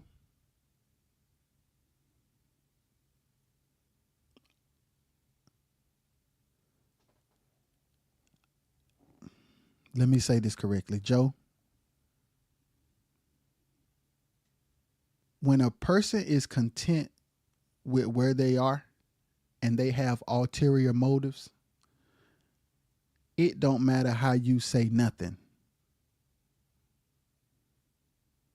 And when a person wants greater for their life and are tired of where they are and will do anything to grow by any means necessary, it don't matter how you say nothing. Although that statement isolated is true, in this context, it don't apply, Joe.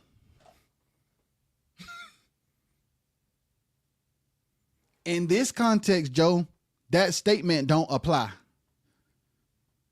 Because you can tell a person nicely and sweetly what they should do and give them all the reasons why it's effective. If their priority is smashing chicks, making money on the internet is not their concern. Because they can't smash chicks from home. They got to be out to smash chicks. So I could say internet, soft, quiet, under a rock, in a pillow, through a microphone like this. I could say it in Spanish. I could say it in English. I could say it in Portuguese. If their true intentions are not aligned with systems that can change their life, it don't matter how I say it. Because their objective and priority is opposite of anything I can say, no matter how I say it.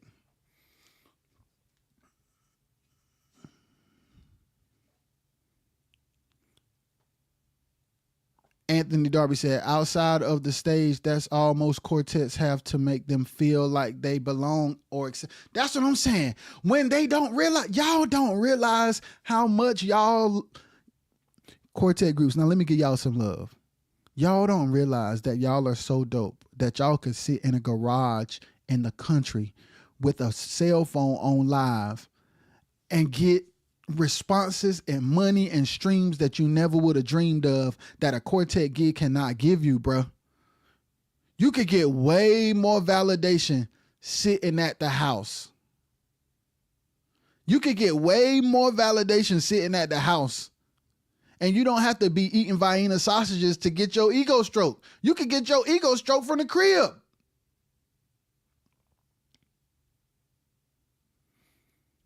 And you can have way more, you can have millions of strokers from the crib.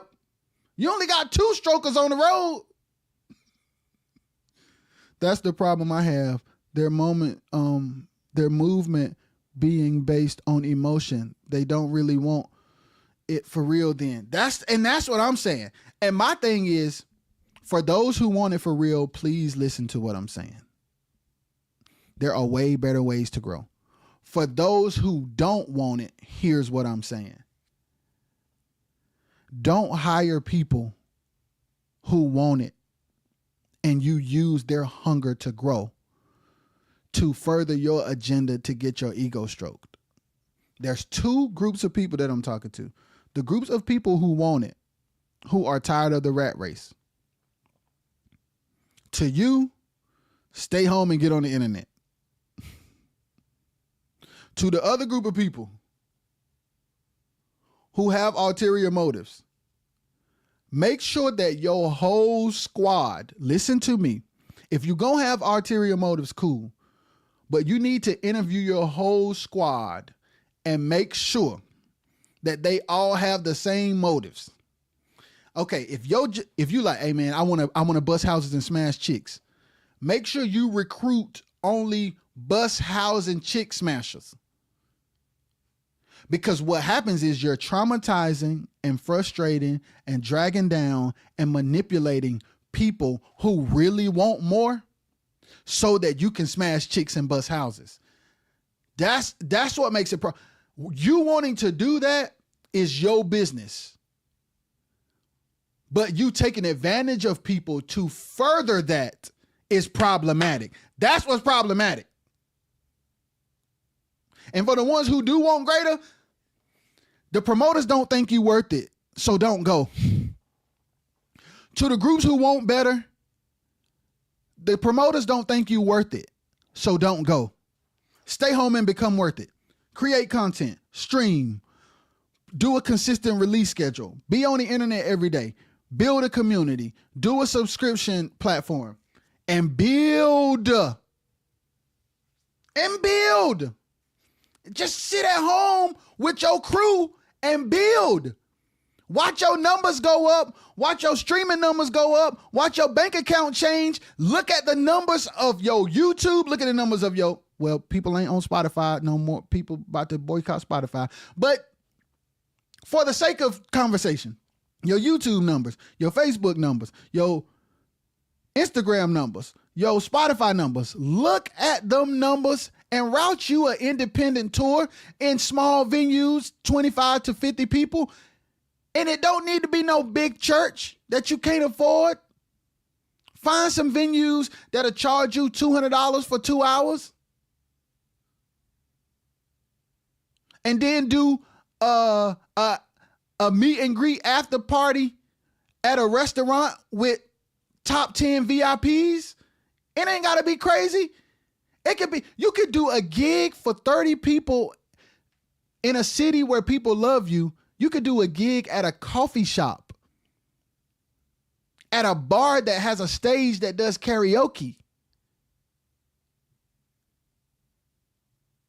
If y'all going down there to do the Crown, there's Crowns. What's that Crown place in North Carolina? There's places like that everywhere. Book them venues during the week. Build on the internet and do small venues and then do VIPs at restaurants. Double Crown. There's double crowns all over the world. There's double crowns all over the world. There's double crowns all over the world. Lisa Knows just sold out the City Winery in Nashville, Tennessee on a weekday. The days of virtual lives should have never stopped after COVID. Boss was Trey. The bag would have been insane if some groups would have kept. Let me tell you something. What's that group name? There's a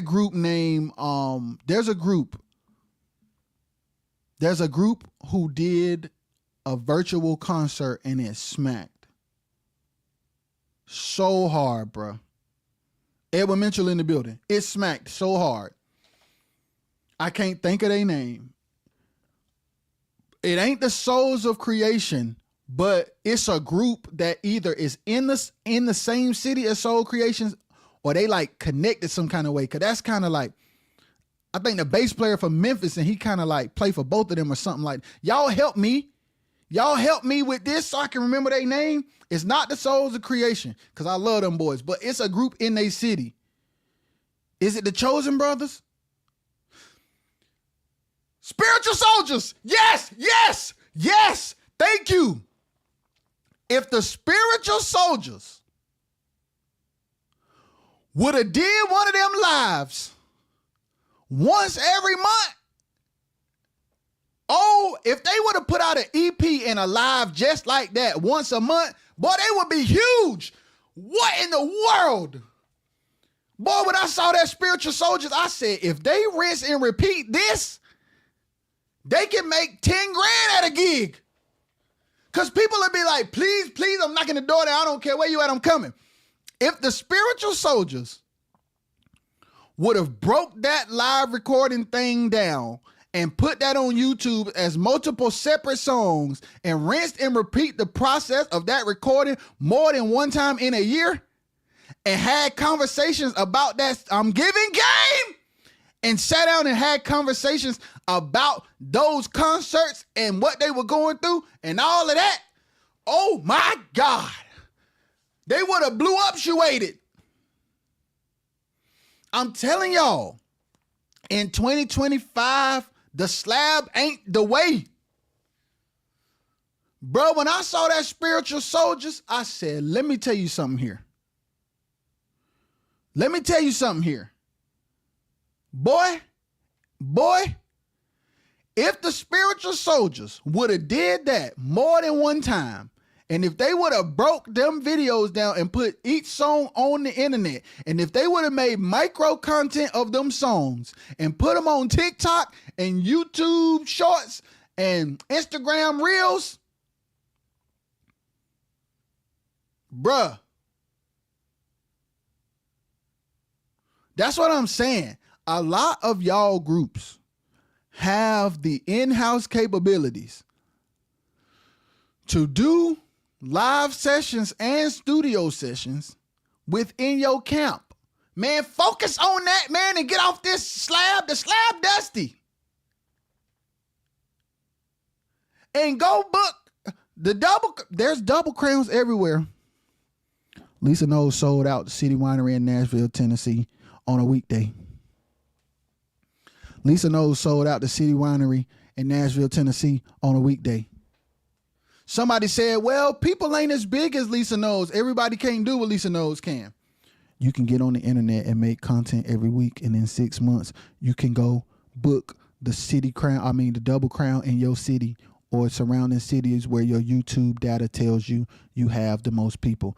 If you live in Tuscaloosa and your hotspot is Mobile, Alabama, go find the the double crown equivalent in Mobile, and then have 30 people come for $15, and all that money is yours except for the money you had to pay the daggone venue. And then if you want to talk to people, tell them to meet you at the Waffle House, because y'all be going to the Waffle House anyway. Tell the 10 top VIP people who pay $50 to meet you at the Waffle House, and you sit with them and you talk with them till everybody get tired and you go home. And make sure your videographer film all of it. And you do that 1,000,000 times, a promoter won't have to tell you that you're not worth it, because you won't need them.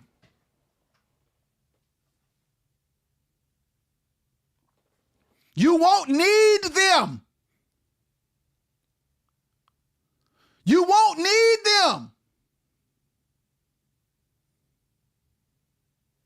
Promoters, if you have a brand and you have credibility and you build a platform outside of the gigs, and if you have something that people want to see and you have a personality that people love, you can bring Mary Had a Little Lamb and the Never Had It gospel singers. Your credibility will cause the thing to be packed. If you are the brand with the credibility and the relevance and the voice that people are drawn to, and if you create content commentating on the Quartet culture, and you build a brand of some sort and some kind of show of some sort, and you are creating content on a daily basis when you don't have a gig, when you do make a gig, they coming. And when you put a popular group who busting down internet houses in a city that they hot with a promoter in the same city who got an internet presence, sold out. What do you know? We sold out. How did we sell out? This group looked at their analytics and they saw that Shreveport, Louisiana is pumping for them. And they got with a promoter who has a fire podcast, who's a Shreveport, Louisiana Quartet promoter. They got together, sold it out. It ain't rocket science. It's not rocket science. The turnouts are a reflection of y'all brands. The turnout of these shows are a mirror. It's a mirror. It's a mirror. Artists and promoters. The turnout of these gigs are a mirror. Y'all hear me? Quartet groups and quartet promoters. The turnout of these gigs are a mirror.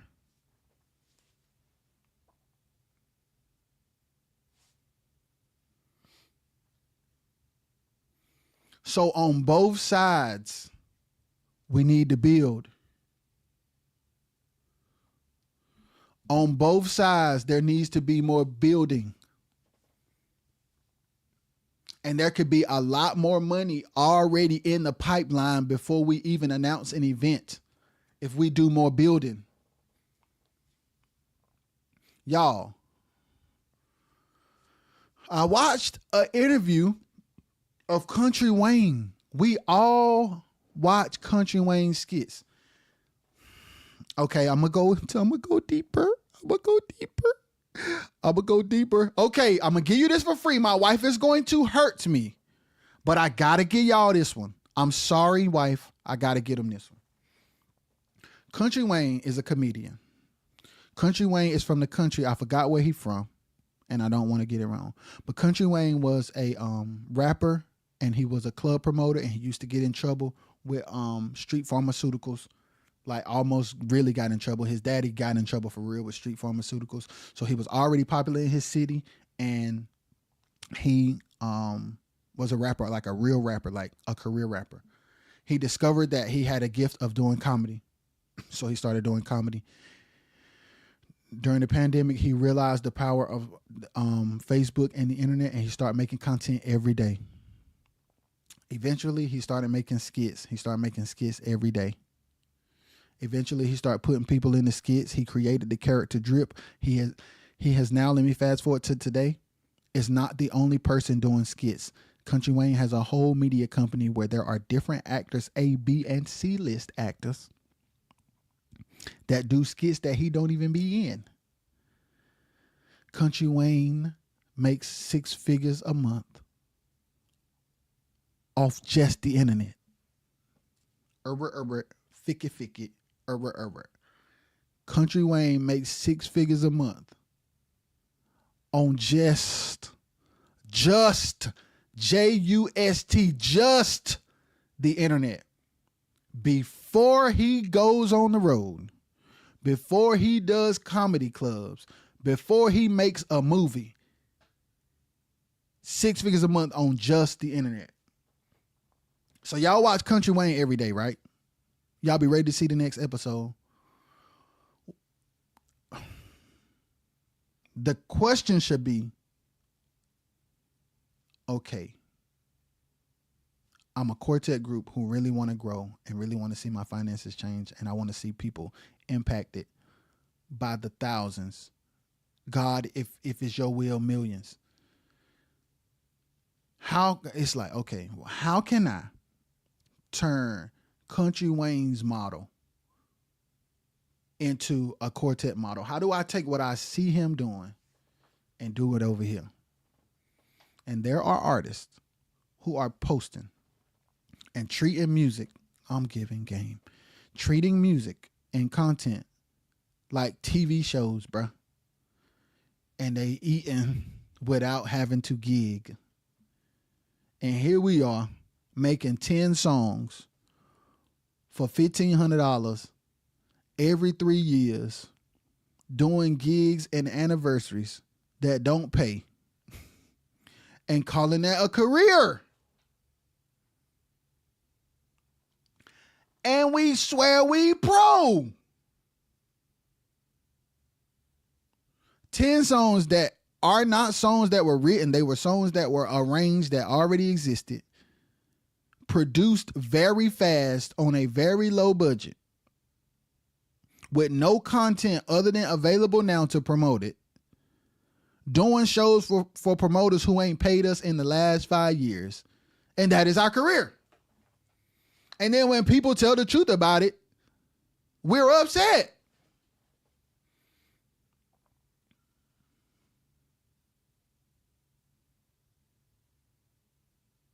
Help me, help me.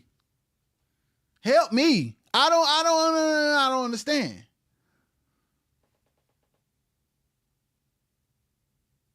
Which brings me to the live yesterday. Okay, a live was sent to me yesterday that I'm sure the whole Quartet community watched. Not the whole, because there was only 100 and something people, so I ain't gonna say the whole Quartet community watched it. But there was a lot of people on the live when I got up there, almost 200 people. I do not know this young lady, and I cannot confirm or deny any allegations or accusations. Let me start by saying that. But she said a lot of stuff that is true. Specific people that she named, some who I love dearly. I cannot confirm or deny any allegations or accusations, but I can confidently say that woman said a lot of stuff that is true. And I say the same stuff all the time. When it comes to business, we ain't sweet. When it comes to women, that's what's more important. And it don't matter how you feel about it, your actions show that it's true. When it comes to gossiping about who we smashed, that is true. It's true. It's true. When it comes to talking about who pro and who loc, we do it. It's bad. Men in Quartet gossip serious. So ladies, when you get ready to lay down with a Quartet guy, make sure you ready for people to know. Because they gonna tell it. Ladies, when you lay down with a Quartet guy, make sure you ready for people to know. Because I'm talking about when they sit in the studio or they sit at a restaurant or they sit at a dressing room, I'm going to tell it. Because it's important. I need us to shift this. Content ain't the conversation. Building ain't the conversation. LLCs ain't the conversation. Figuring out how to get a bus or a sprinter ain't the conversation. Figuring out how to mentor the upcoming groups that are behind us ain't the conversation. You know what the conversation is? Who local and who getting smashed? Who local and who getting smashed, it takes up most of the conversations. It takes up most of the time and most of the conversations. Better quality production is not the conversation. Hiring a mix engineer in another genre so we can get another quality that we've never had is not the conversation. Parts and tones and yo man, we should fix that. That's not the conversation. It's not. I've been in plenty of conversations with all kind of calibers, from the pros to the locs and the mid tier. I've been in rooms with conversations with all kinds. What people should be doing better, what people did wrong, who ain't sweet, who smashing who, what hotel this person in, and how the promoters ain't paying them their money is the conversation. Entrepreneurship? Nope. LLC? Nope. Growth and development? Nope. Therapy? Nope. Growth? Nope. Evolution? Nope. Business plan? Nope. Content strategy? Nope. None of it. None of it is the topic of conversation. I ain't never heard it. If I didn't bring it up, the conversation won't gonna be had. And when I do bring it up, there are 50 million reasons why what I'm saying ain't gonna work. And all of the reasons why things are the way they are and why they ain't gonna change and how I should be quiet. And then proceed to gossip.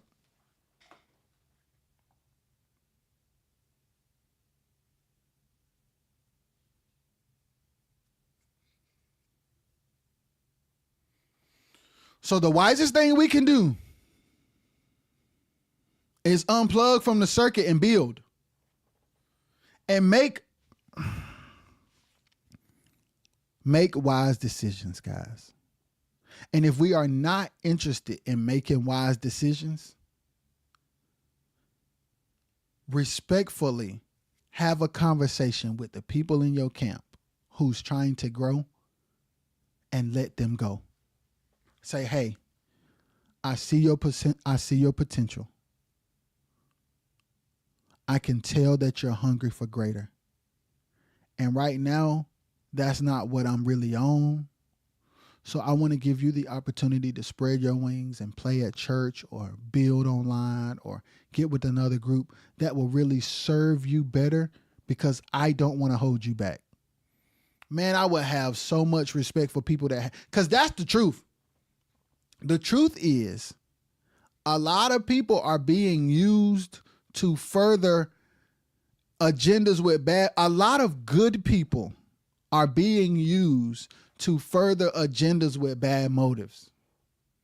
A lot of people are being used to further, a lot of good people are being used to further agendas with bad motives. A lot of good people are being used to further agendas with bad motives. Having bad motives is none of my business. But what is my business is the fact that I get up here every day to fight for the people who want better. And you can't be using people who want better because you know they want better. Because what'll happen is, man, I know how hungry they is, so they're going to give me that good. And when they get through smashing this record, it's going to make me look more pro. Their gift is going to make me look more pro. So I got to have them in my camp because their hunger, I can manipulate them into maximizing their hunger because of how hungry they are. And all I got to do is bust houses and make it look to them like I'm pro to keep them excited. And I'm going to milk them for all that they have because their gifting is so immaculate that it makes me look even better than I would look without them. So I got to keep them because they helping me further my jacked up agenda. Let them go. Go get the barely gifted producer who want to smash just like you do. Y'all record's gonna be mid, but at least y'all both only want to smash girls. Go get the people who want to do what you want to do. Of course they're not gonna be as good because they ain't focused on getting better, which should make you look at yourself.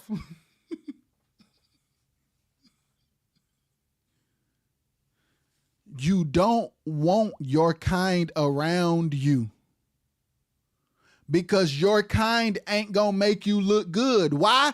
Because your kind ain't thinking about growing. So you want to use the people that are thinking about growing to help you look good so you can be perceived a certain way? No, man. Let them. Don't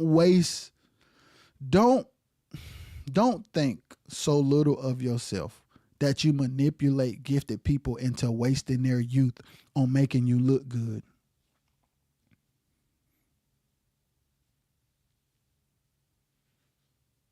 You are dragging people through the mud in their youthful years so that you can be perceived a certain way. That's not right.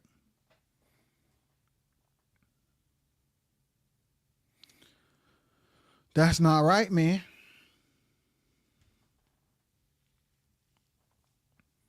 That's not right.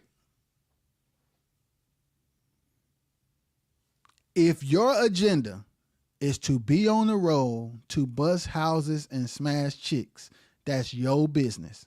But make sure all your singers and musicians are on that. Be on that together and you'll be just fine. But for the people who want greater, the road is not the key to success. And people who have made you think that it's not real. It's fake. I'm here to dispel the myth that booked and busy equals pro. It don't. There are lokes who are sustaining their organization better than perceived pros. Listen to me. There are lokes who always pay their musicians while there are pros who never get all their money. Listen to me. Lead singers don't got no job, so they can't supplement the income. Too lazy to show up on the internet every day. Too concerned with booty bouncing to write good songs.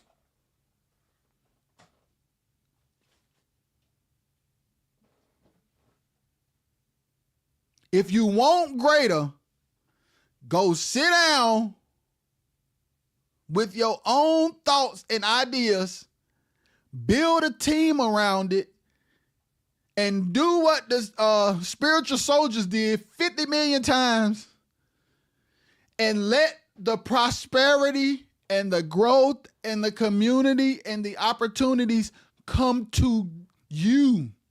If you build it, they will come. These turnouts at gigs in 2025, I don't know about 1991 or 1987, before people be in here telling me how it used to be. How it used to be can't get us to the bag today. And that's the problem. In 2025,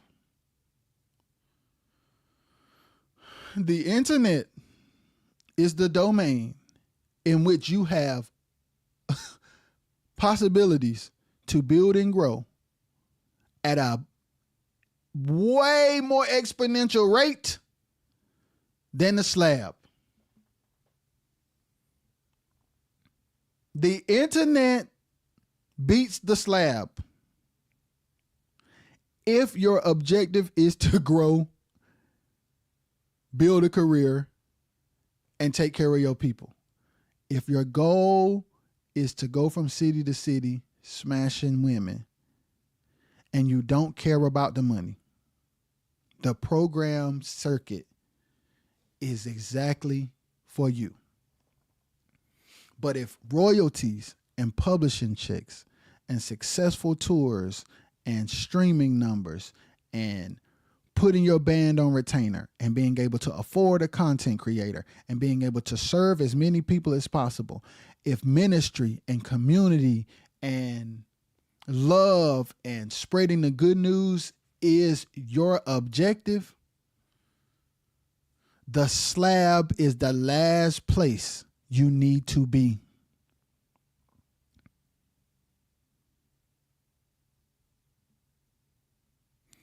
The slab, if you want to grow and build and serve, the slab is the last place you need. The lives that we have seen in the last 48 to 72 hours were slab lives.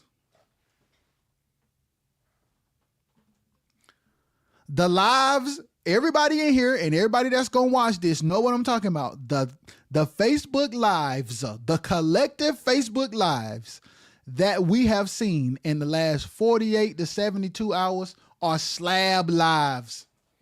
That's what come with the slab. Now,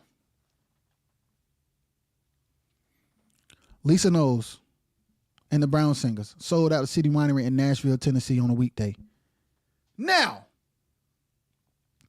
Lisa Knowles gets posted by a blogger on Instagram letting us know that she was #1 on iTunes, which means people bought it because iTunes is not Apple Music. You see the kind of stories? You see the difference? You see the difference? You see the difference?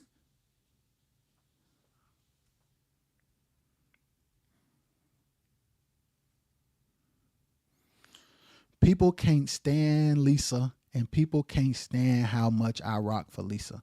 But fruit is fruit is fruit. Fruit is fruit is fruit is fruit is fruit. I look at fruit. I look at fruit. I look at fruit. I don't look at popularity. I don't even look at skill by itself, because skill alone is not always fruitful. Woo! That's enough. I don't measure success by dates on a dope graphic. I don't measure success by body count.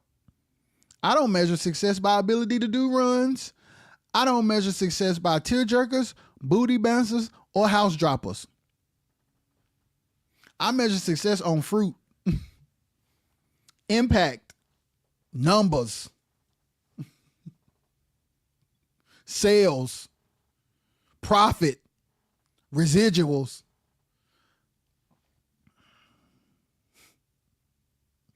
So I'm pleading with the quartetters who are tired. This is not for everybody.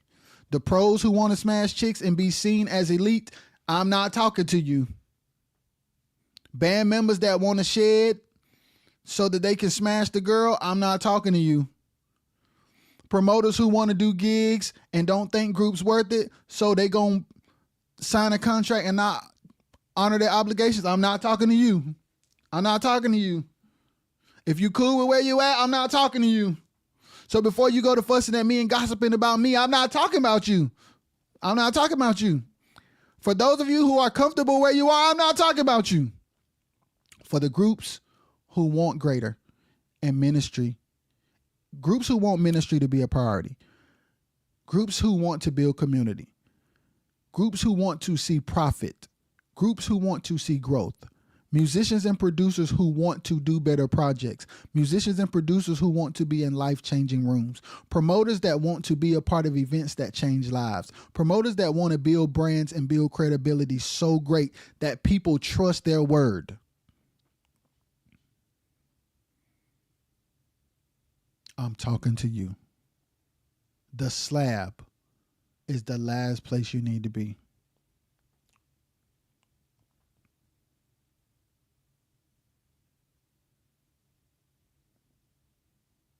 The slab is the last place you need to be. It has proven to not be fruitful. When you're not getting paid all your money, when conversations about what's going on the road are way more negative than they are positive, when home is tore up, when people got all the dirt on you,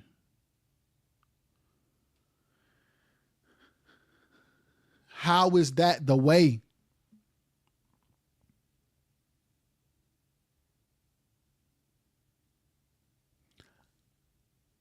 When you could be with your people, with your family, with your team, building a brand and credibility so great that it impacts the world and brings people and money to you in ways that you never would have imagined.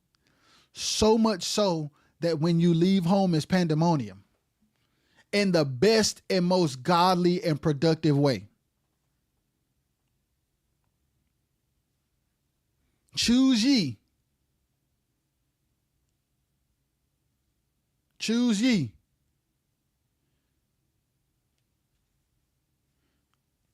The slab has shown you what it has to offer. Just try the other way. You already know what comes with the slab. Vienna sausages, broke down cars, janky promoters, drama, division, divisiveness, negative press and exposure, and cycles.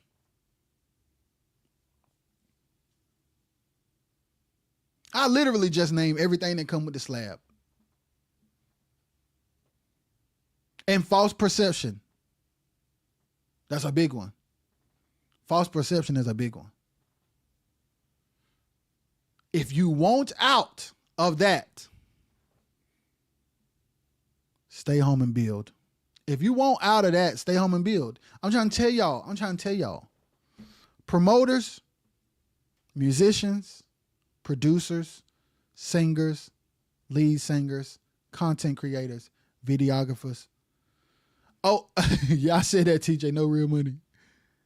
The slab, if you want growth and exposure and expansion and impact and lives changed and money made, residuals, back end money, royalties, it ain't on the slab. Ain't none of that on the slab. Let me tell you something. Being on the road should be an extension of what you're building online. Gigging should be the overflow because what you have built is so impactful that people are hounding you to be seen live. It shouldn't be first. It should be a response to. Y'all hear me? The slab should not be the priority. It should be the response to what you've built. Promoters like, man, they ain't got no buzz. They don't draw.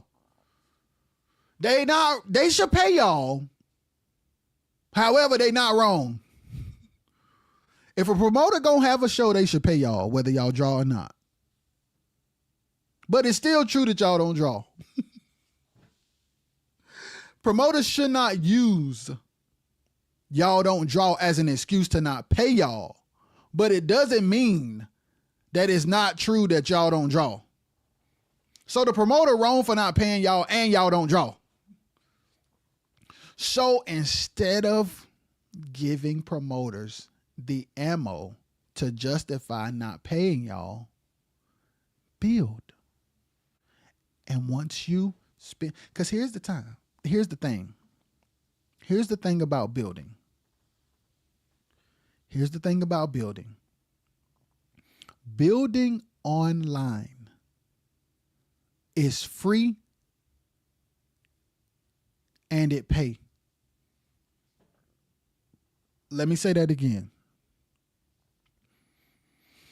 Building online is free and it pays. Posting on Instagram is free. Posting on TikTok is free. Posting on YouTube is free. And it pays.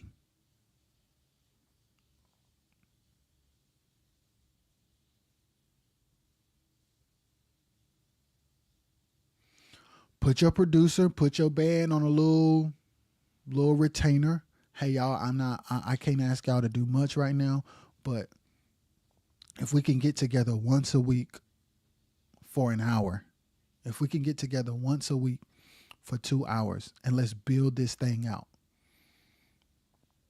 Getting together once a week for 2 hours and maximizing the power of the internet for 6 to 12 months can put you in a position financially, socially, and strategically that the road can't do.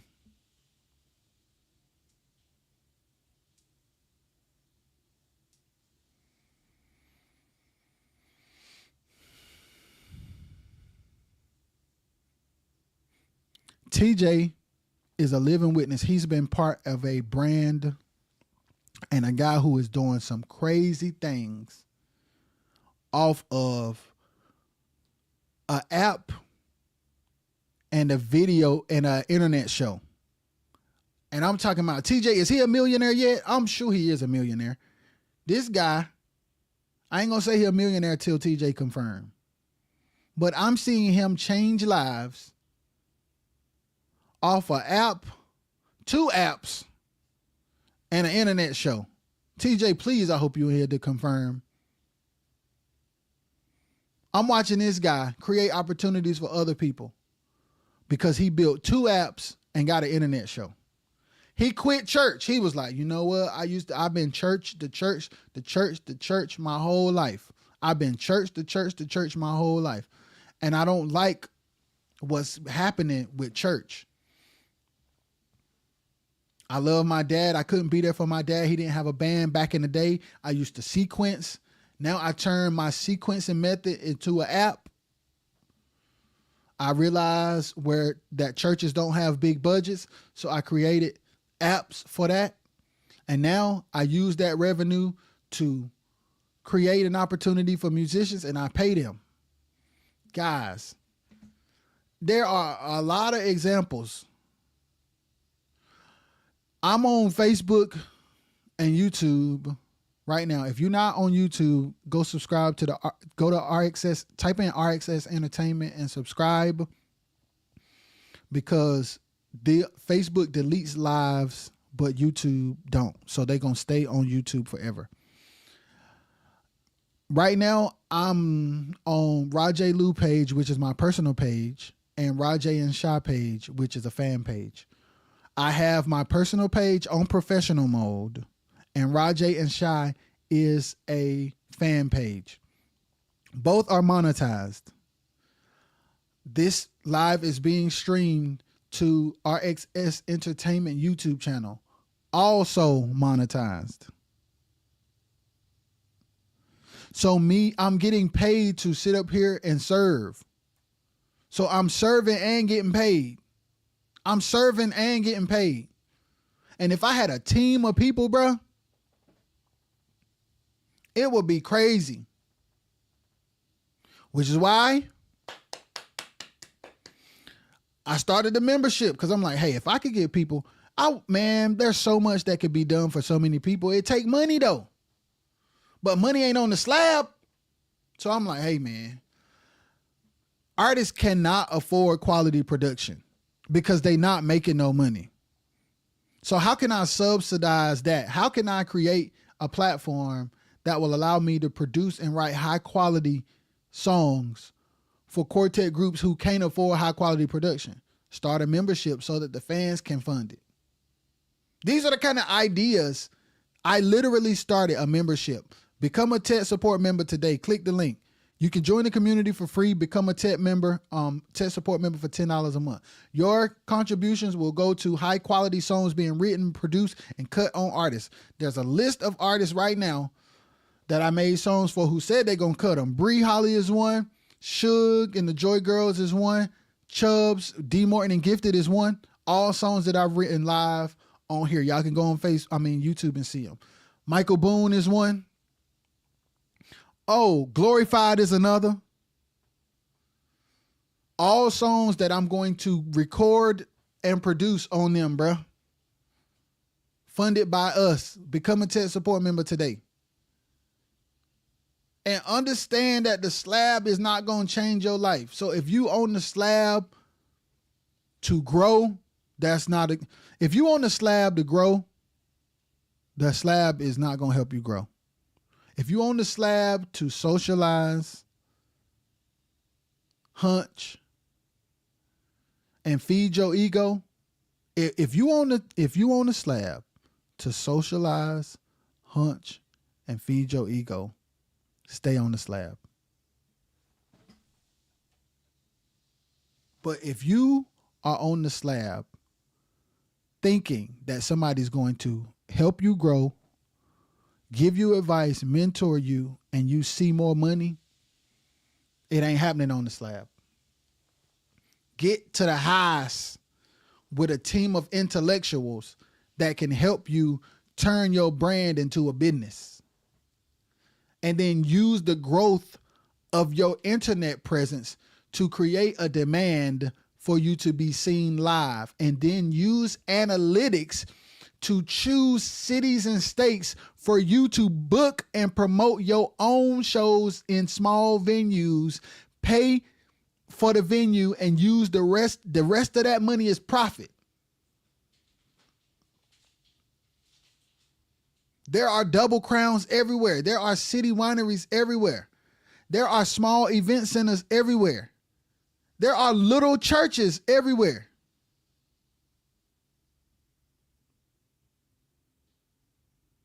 Go offer your services for free at a church and just let them give you a love offering somewhere close to you.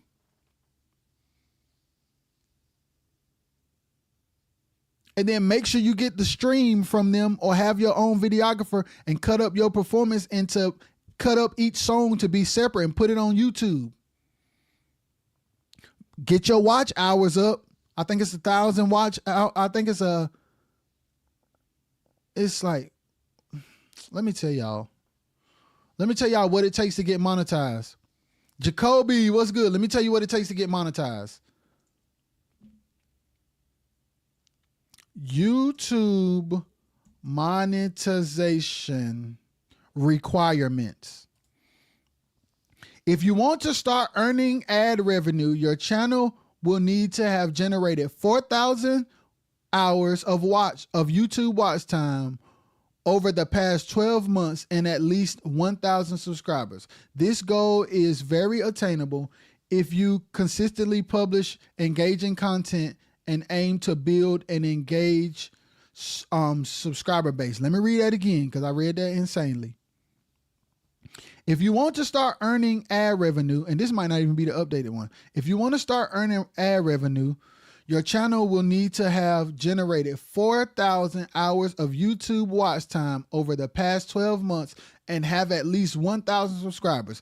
This goal is very attainable if you consistently publish engaging content and aim to build an engaged subscriber base. Why am I screaming? Because we need to emphasize these words that are not in Quartet. Attainable, consistently, engaging, aim to build. Those are terms. Let me tell you our keywords: busing house, killing, smashing, lokes, pros, slab. Matter of fact, I got a free dictionary of terms that we need to know, including monetization and all. The dictionary is free. Go download the Quartet dictionary so that we can get some more terms in our vocabulary. Go download, hit the link. It's in the description above if you on Facebook, below if you on YouTube. We need new words, bro. We need new conversations. We need new conversations.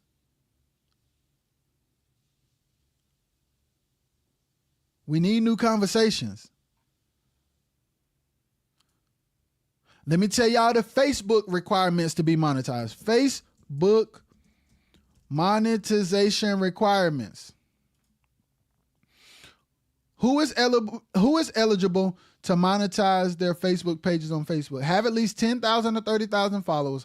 Publish content within the past 60 days. Target an audience located in eligible countries such as the US, UK, Canada, Ireland, Australia, or New Zealand. Comply with all applicable laws and Facebook's terms and conditions.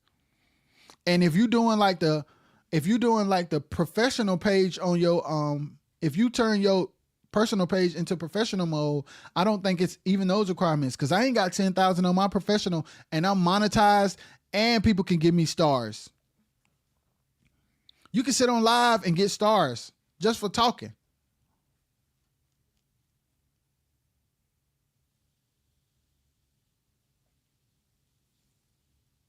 Country Wayne get paid 6 figures a month to do skits, and he don't even be in all of them no more because he make that much money. What is the Quartet equivalent? Casanat is a millionaire off Twitch because his subscribers, Twitch has subscribers. I'm on Twitch too. Twitch has subscribers. He's a multimillionaire. What's the Quartet equivalent? Just Hilarious created Just With The Mess, which was a news skit where she just talked to the camera about current events. What's the Quartet equivalent? I'm going to tell y'all another thing. Every genre, I meant to say this, and I'm glad it brought me to this. Every genre, every sector of life, news, politics. Well, news is the point I'm trying to make. But we have news. We have CNN, we have NBC, we have Fox News. And what they do is they give us the news, which is weather. They give us mostly bad news. They have headlines. They do headlines for clicks and likes and shares. They tell us the worst stuff. Every now and then there are certain outlets that tell us the good stuff. The big legacy networks, as they call them now, are in trouble because of the independent people. Now there's a lot of independent with their own YouTube channels and their own followings, and they report the news. Y'all know in politics, you got the left and the right. You got liberal and conservative, if I'm not wrong. And there are people on both sides with huge platforms, groups of people. You got like Turning Point, which we know from what happened. And you got different people. You got independent people. You got fair-skinned people. You got brown people. You got black people. They all have different platforms. And they share news. Some of it is bias. Some of it is misinformation, but they have huge platforms. You got people like Joe Rogan. I'm going somewhere. Stick with me. You got people like Joe Rogan. In hip hop, you got people like Cam and Mace. You got Joe Budden podcast. You got what's the light skinned dude name from New York? Big dude. You got him and Jadakiss and somebody help me. Fat Joe. You got Jadakiss and Fat Joe. You got people like Ray Daniels. Why am I saying this? In every sector of media and entertainment, you have TMZs, you have vloggers. HT is necessary. How you get up there is on you. But HT is necessary. All sectors, all media, all music there's HTs everywhere. It is your choice how you show up on HT's platform, but he is necessary. It is your choice how you show up on HT's platform, but he is necessary. AJ, please help me. There are bloggers and vloggers everywhere. How you show up on there ain't they business. But if something public happens and they talk about it, hey man,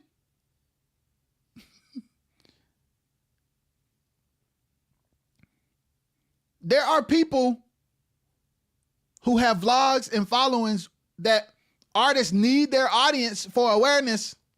So what do? I'm gonna pay. Can we do this interview? Okay, if it's mutually beneficial, it don't cost. Okay, if you want me to promote something, it costs. That's everywhere. That's radio. That's how radio work. That's how billboards work. That's how ads work. You should be running your own ads and you should be getting on platforms with the audiences. Awareness. It's the internet. It may be frustrating sometimes. It may be annoying sometimes. Bad news gonna come with it, but so does TMZ. So does Fox. So does CNN. Good news, bad news. You a group that need awareness, you need to be on platforms where people are there. You need to be where eyeballs are at. How you show up is your choice. If you show up for good, that's on you. If you show up for bad, that's on you. But we need them. We need more than just HT. Because we need different styles, that's why I'm here. We need more than just HT, to be honest.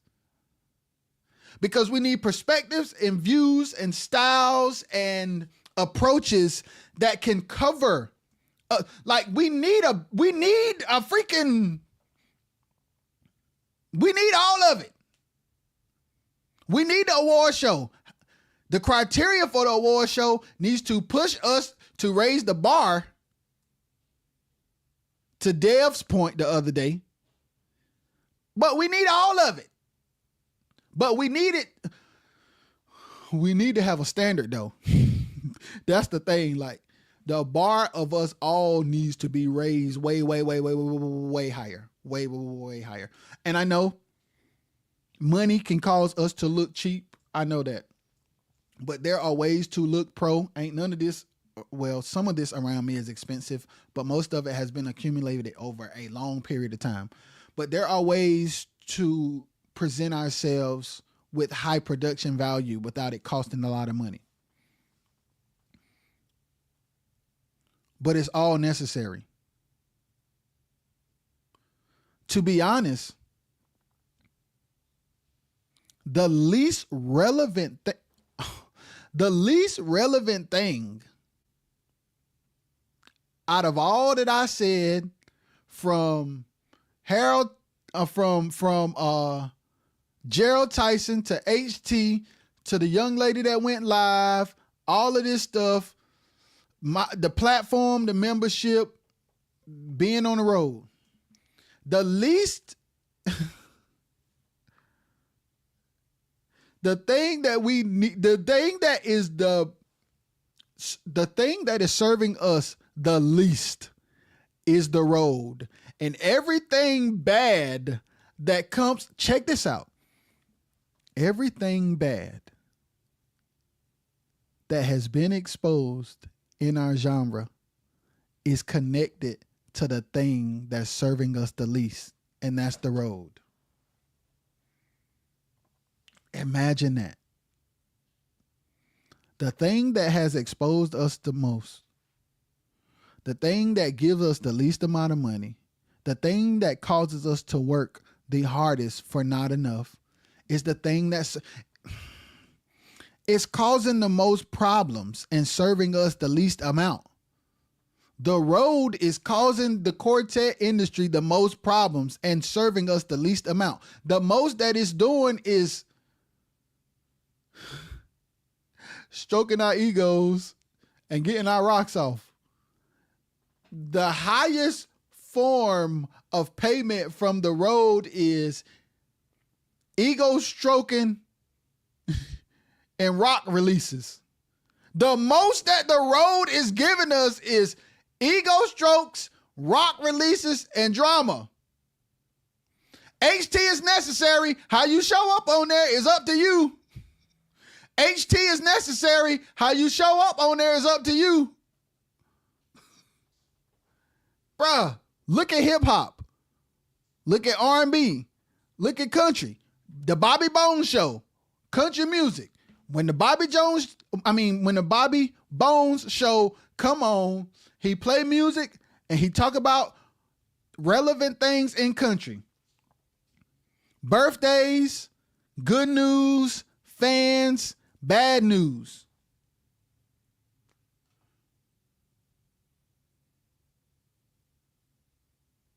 Y'all understand what I'm saying?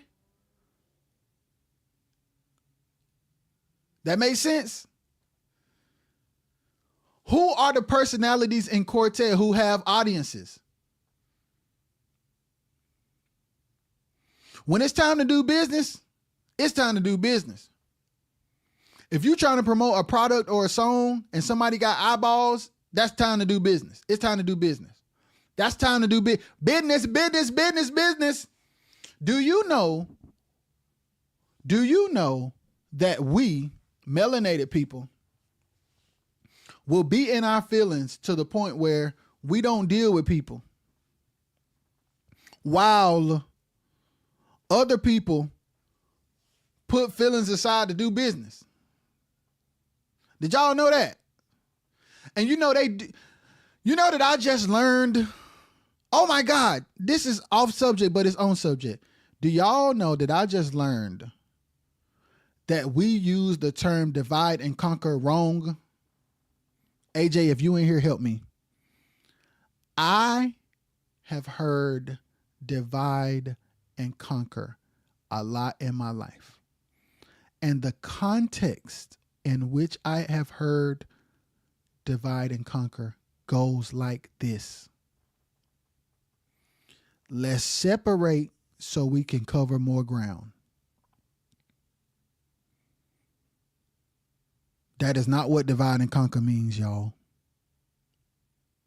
Divide and conquer.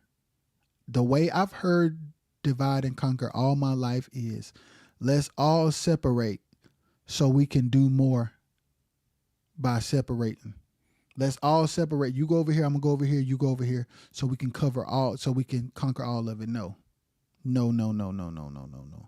Divide and conquer is what's been happening to us. Divide and conquer means let a collective group of unified people divide another group of people so that we can conquer them. AJ, please help me.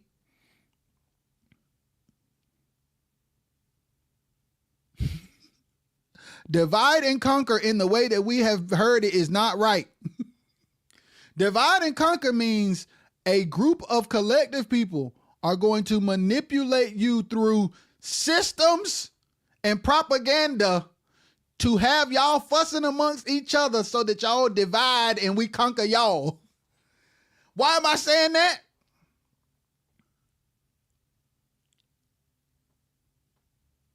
We'll be divided in Quartet and getting ate up. We are divided and getting conquered. You ain't gonna like everything. You ain't gonna be cool with everybody. You ain't gonna agree with everybody. But when it's time to do business, we got to do like the other people. And Caucasian brother told me that years ago. That was the whole plan, and it worked. It worked. And AJ, they made us believe that divide and conquer had a meaning it didn't have. And guess what? Oh, this is good. I just got the revelation. They have used propaganda and systems to divide and conquer us. And they have taught us that divide and conquer means if we split up, we can do more. And we still live like that today. If we don't come together, bruh,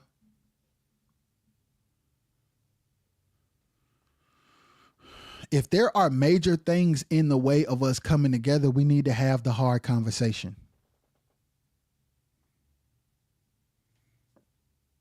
And if your bad decision making has ostracized you, you need to go to the people who kicked you out and apologize and daggone stop making dumb decisions that got you ostracized. Because we need each other, bro. Even church is a part of that plan. Insane. And down, all the way down, AJ, the Quartet community is filled of melanated people who are descendants of the people who got divided up. So that's how we think.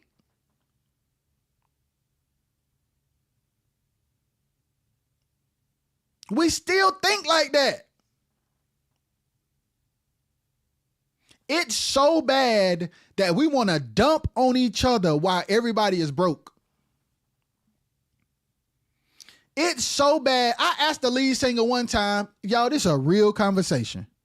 I asked a lead singer one time,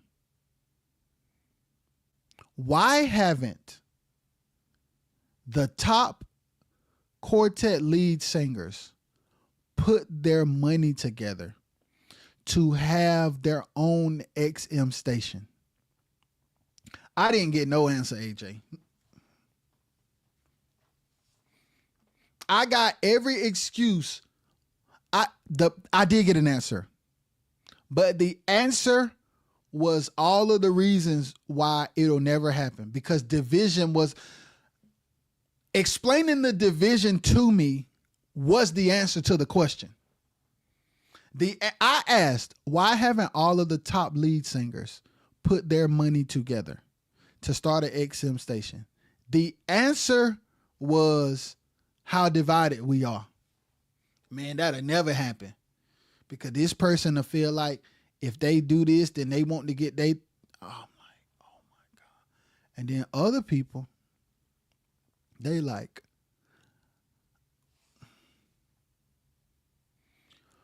small piece of a big pie, please. The other people saying, small piece of a big pie, please. While we saying, I'm taking the whole little pie. This us. Let me do it right. Small piece of the big pie, please. I'm still in the whole little pie. Small piece of the big pie, please. I'm robbing all y'all to take the small pie. What do we need to do to make the pie bigger? What do we need to do to make the pie ours? What do we need to do to make the pie bigger? What do we need to do to make the pie ours? Bruh, we cannot let how we've been programmed win. We have to choose to deconstruct. Small piece of a big pie, please. That's me.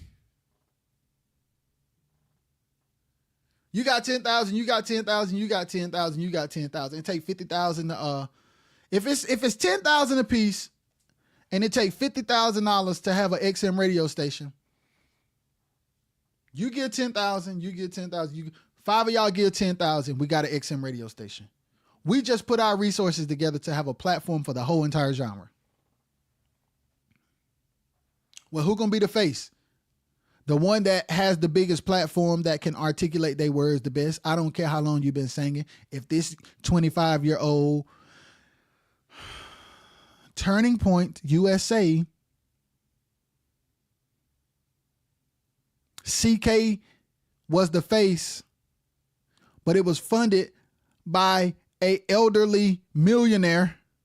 Turning Point USA, CK was the face, but it was funded by an elderly, AJ help me.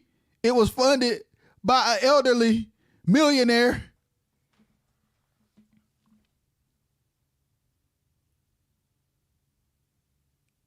If Harvey got the money and Chubbs got the juice, Chubbs, you be the face. Harvey, you fund it.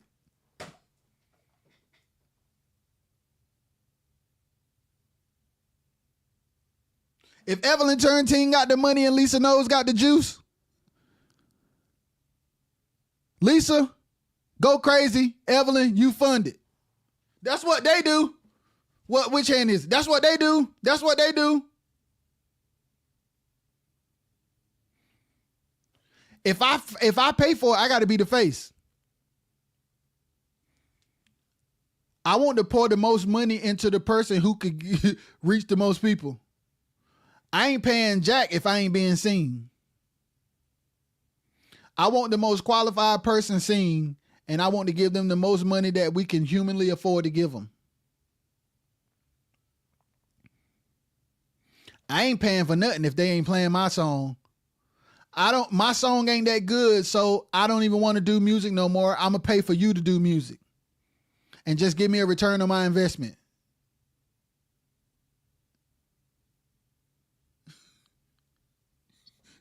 You see the difference? You see the difference? That's a big difference. That's a big difference. So when I asked the question, why haven't all of the top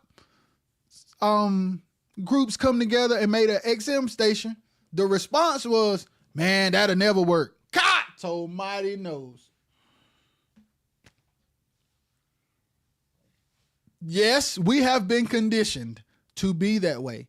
However, me and AJ are living proof that you don't have to stay that way. You don't have to stay that way.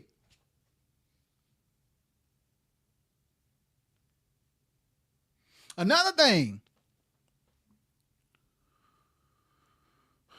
when they make mistakes,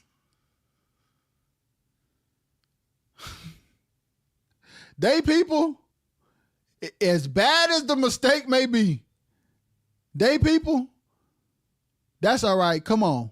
We'll figure it out. Us, man, I knew he won't. I could have told you that. Them, they just kids. Man, I saw it coming. And it all trickles down to the genre, bro. I'm saying that all that to say it all trickles down. Yes. Yes, bro. We got to do better. That's why we getting ate up. We getting ate up, bro. And then we are... Man, I hear more destructive conversations than constructive. And we love it. I'm talking about, I'll be like, first of all, how do you know so much? I have heard conversations where I'm like, do you got a camera in the house? Did you plant a bug in their hotel room? And now it's like, all right. And then it's like, all right, you know about this platform? Never heard of it. You know about this way to get paid? What is it? How you know who everybody's sleeping with and don't know that there's different ways for your group to get paid?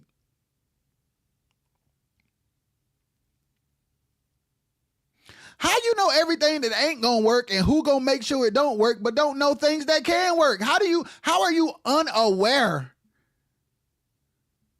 of lucrative opportunities? What are you spending your time doing?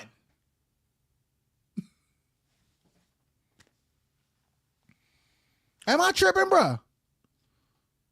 I told you I wanted to come up here and have a real conversation about the stuff that's been going on online lately because people been hitting me up about it. So I just wanted to talk about it. And I wanted to talk about it in a way that does not regurgitate negativity, but I do want to have an honest conversation. And the truth of the matter is, we should be sitting at the house. Each and every group should be sitting at the house, building a fan base and coming out the house when it makes sense and collaborating with each other. See, that's a whole nother can of worms. I got time. Let me get right so I could say that.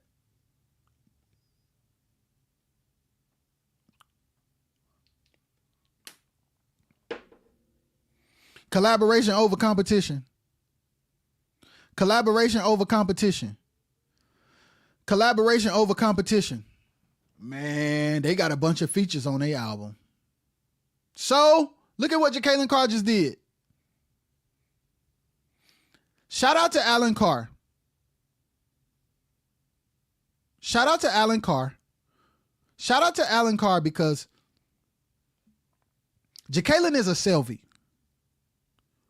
which means she literally has the DNA of Quartet. However, her father is a visionary who positioned her to be way more than that. And all I'm asking is, where are the Alan Carrs?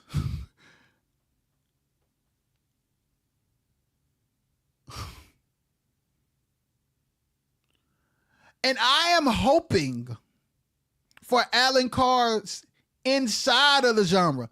It breaks my heart that people outside of the genre have to pluck people out of the genre to show them what's possible. It is my heart's desire for Alan Carr's to be birthed from within. So while we in here bashing albums with features, Jacqueline finna drop an album with the GOATs. Do you know the credibility that is gonna bring that girl when she already hot to start with? That girl got makeup. Her style be crazy. She looks like a superstar that could be on any red carpet for any grown woman clothing store outside of the daggone gospel genre. Thank you, Alan Carr. Thank you, Alan Carr. Do you know how many artists and groups are capable in Quartet of being household names with brands and products that will change the world, who has the image of a person who is attractive, who could maximize ministry and brand deals and amazing music if smashing women and men wasn't the priority?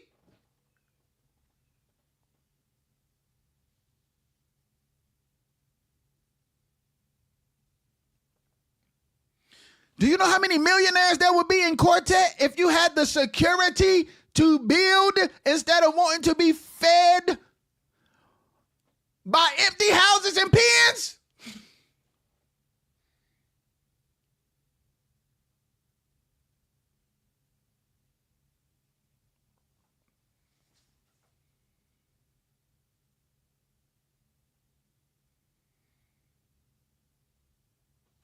Jacqueline Carr should not be an anomaly. Lisa Knowles should not be an anomaly. Tim Rogers should not be an anomaly.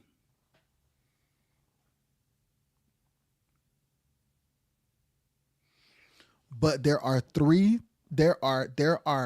one thing with those three people, Jacqueline, Lisa, Tim, that they all have in common. And that is exposure outside of the bubble.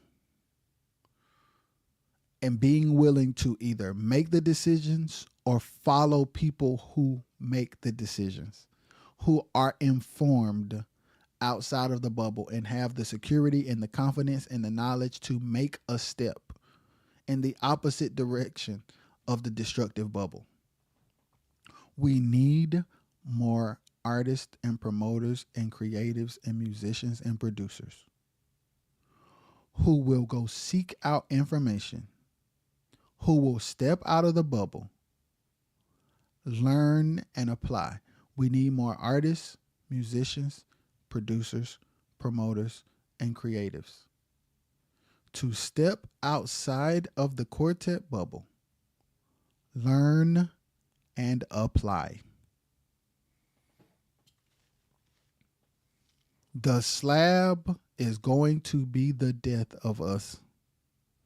The slab is going to be the death of us. We so pro that we are broke. It's like we are sacrificing fruitfulness in exchange for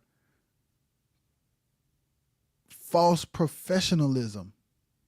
We are trading in fruitfulness for fake professionalism. And then when people like Tim build and get to a place of being worth more, we bashed him for charging too much.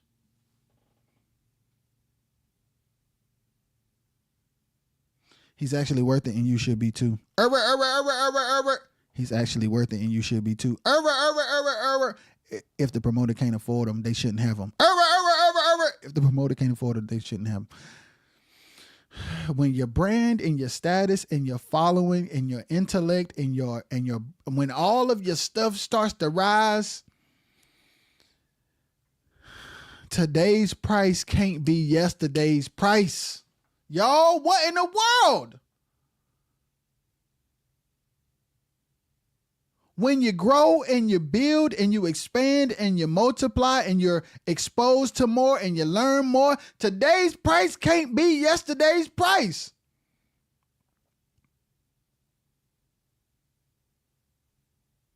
When you pastoring at E. Dewey Smith's church and you on PJ Morton albums, he not the same.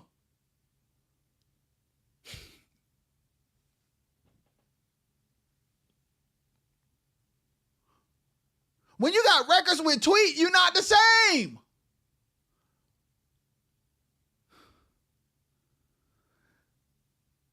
We should be looking at that as aspiration, not a reason to belittle.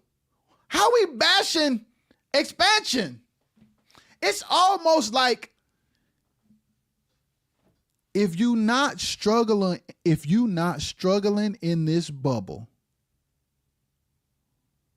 we don't respect. It's like if it ain't struggle, if it ain't the slab, if you ain't got pens, and if you ain't busting houses, we don't respect it.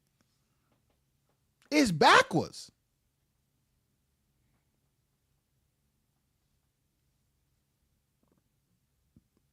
Prioritizing home, building a brand, collaborating outside of the genre, building your worth so that you are able to charge more, which means you can take care of people more, which means you have a more lucrative career. All of those things, guys, should be celebrated and duplicated.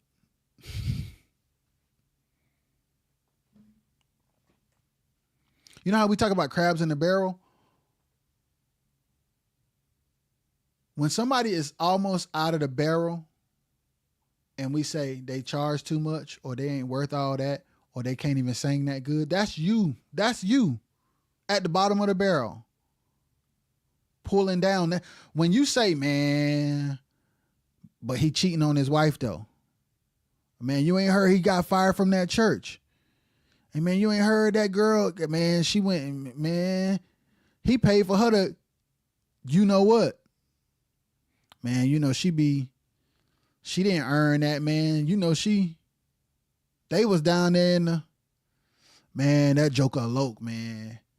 Man, them key drums, man. Man, shoot, you can't even hear the,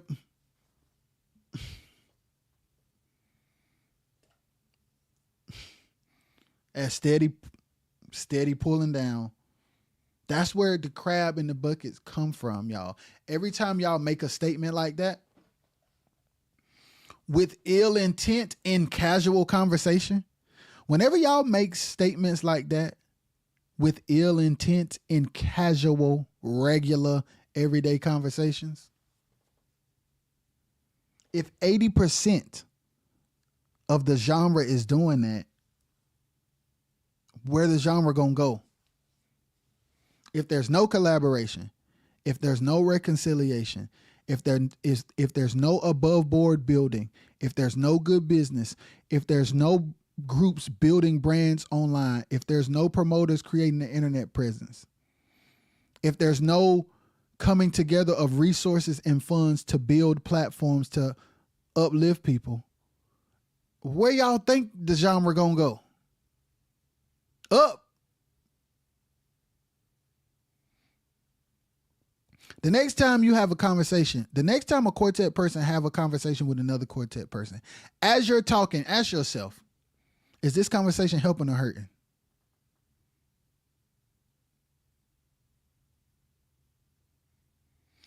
Is this conversation making things better or worse? Is this constructive or destructive?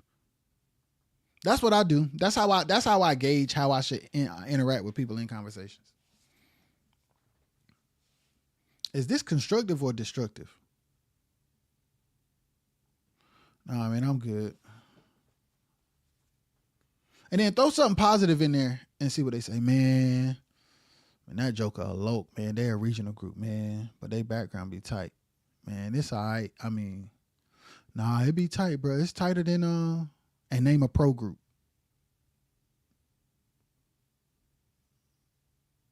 Man, them jokers, man. They be late, but they be clean though. Yeah, they so sorry. They look better than your group, man. Y'all be wearing y'all boys be stinking, man. They be clean. Go start responding. Start responding by critiquing the person who's talking in their organization. With truth. Man, they ain't all that. Oh, man. We ain't get paid all our money last week, man. So I don't even know if it even make. I think we need to be figuring out how to get paid every night. Man, them some lokes, man. Well, if they lokes, bro, we ain't far from it because we still ain't figured out how to make sure we getting paid every night. Man, them some fees, man. Well, we on this program together, so if they fees, they came up right before us. So they had 15 minutes, we had 20 minutes. So if they some fees, bro, what are we?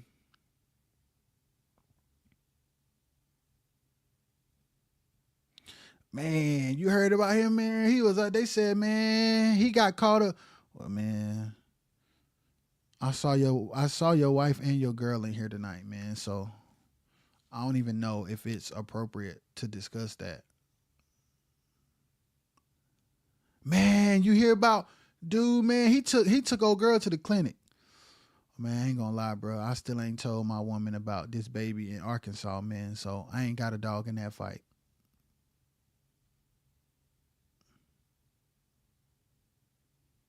Until I get stuff at home and I tell my old lady about this baby in Arkansas, I don't even think it makes sense for me to discuss any man, any woman, and any baby made that is conceived or unborn.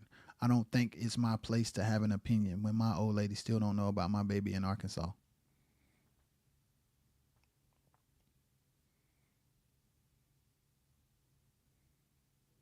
Man, they show flop, man. Well, it might have flopped, but we don't see much success from weekend to weekend. So I don't think we should even talk about what flops. Until we get our price every night, no matter the turnout of the show, I don't even think it makes sense for us to talk about what flops and what doesn't. Until every show we do is a success, we need to be figuring out how to do successful shows. I don't think we're qualified to discuss flops. I don't think we have the room or the audacity for that to be the topic of our conversation. Man, that mix sucked, man. Well, the studio we in right now, man, it ain't in the best condition, man. So I don't even think we need to be talking about anybody else's records. I think we need to be trying to make sure that we charging enough money to pay the session players that we hire.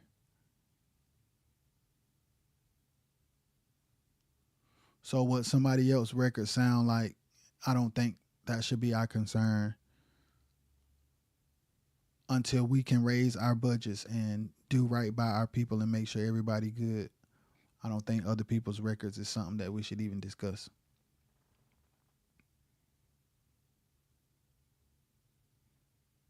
Bro, we need to start redirecting people, bro.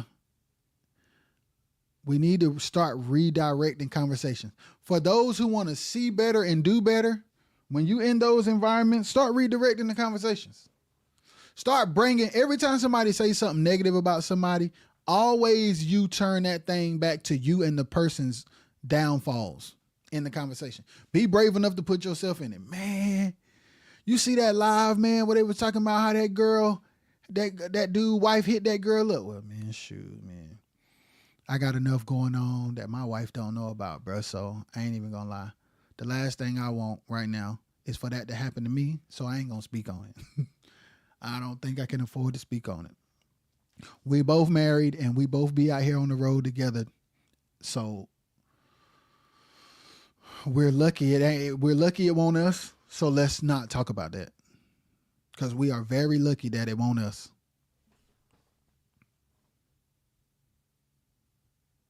We got to do better.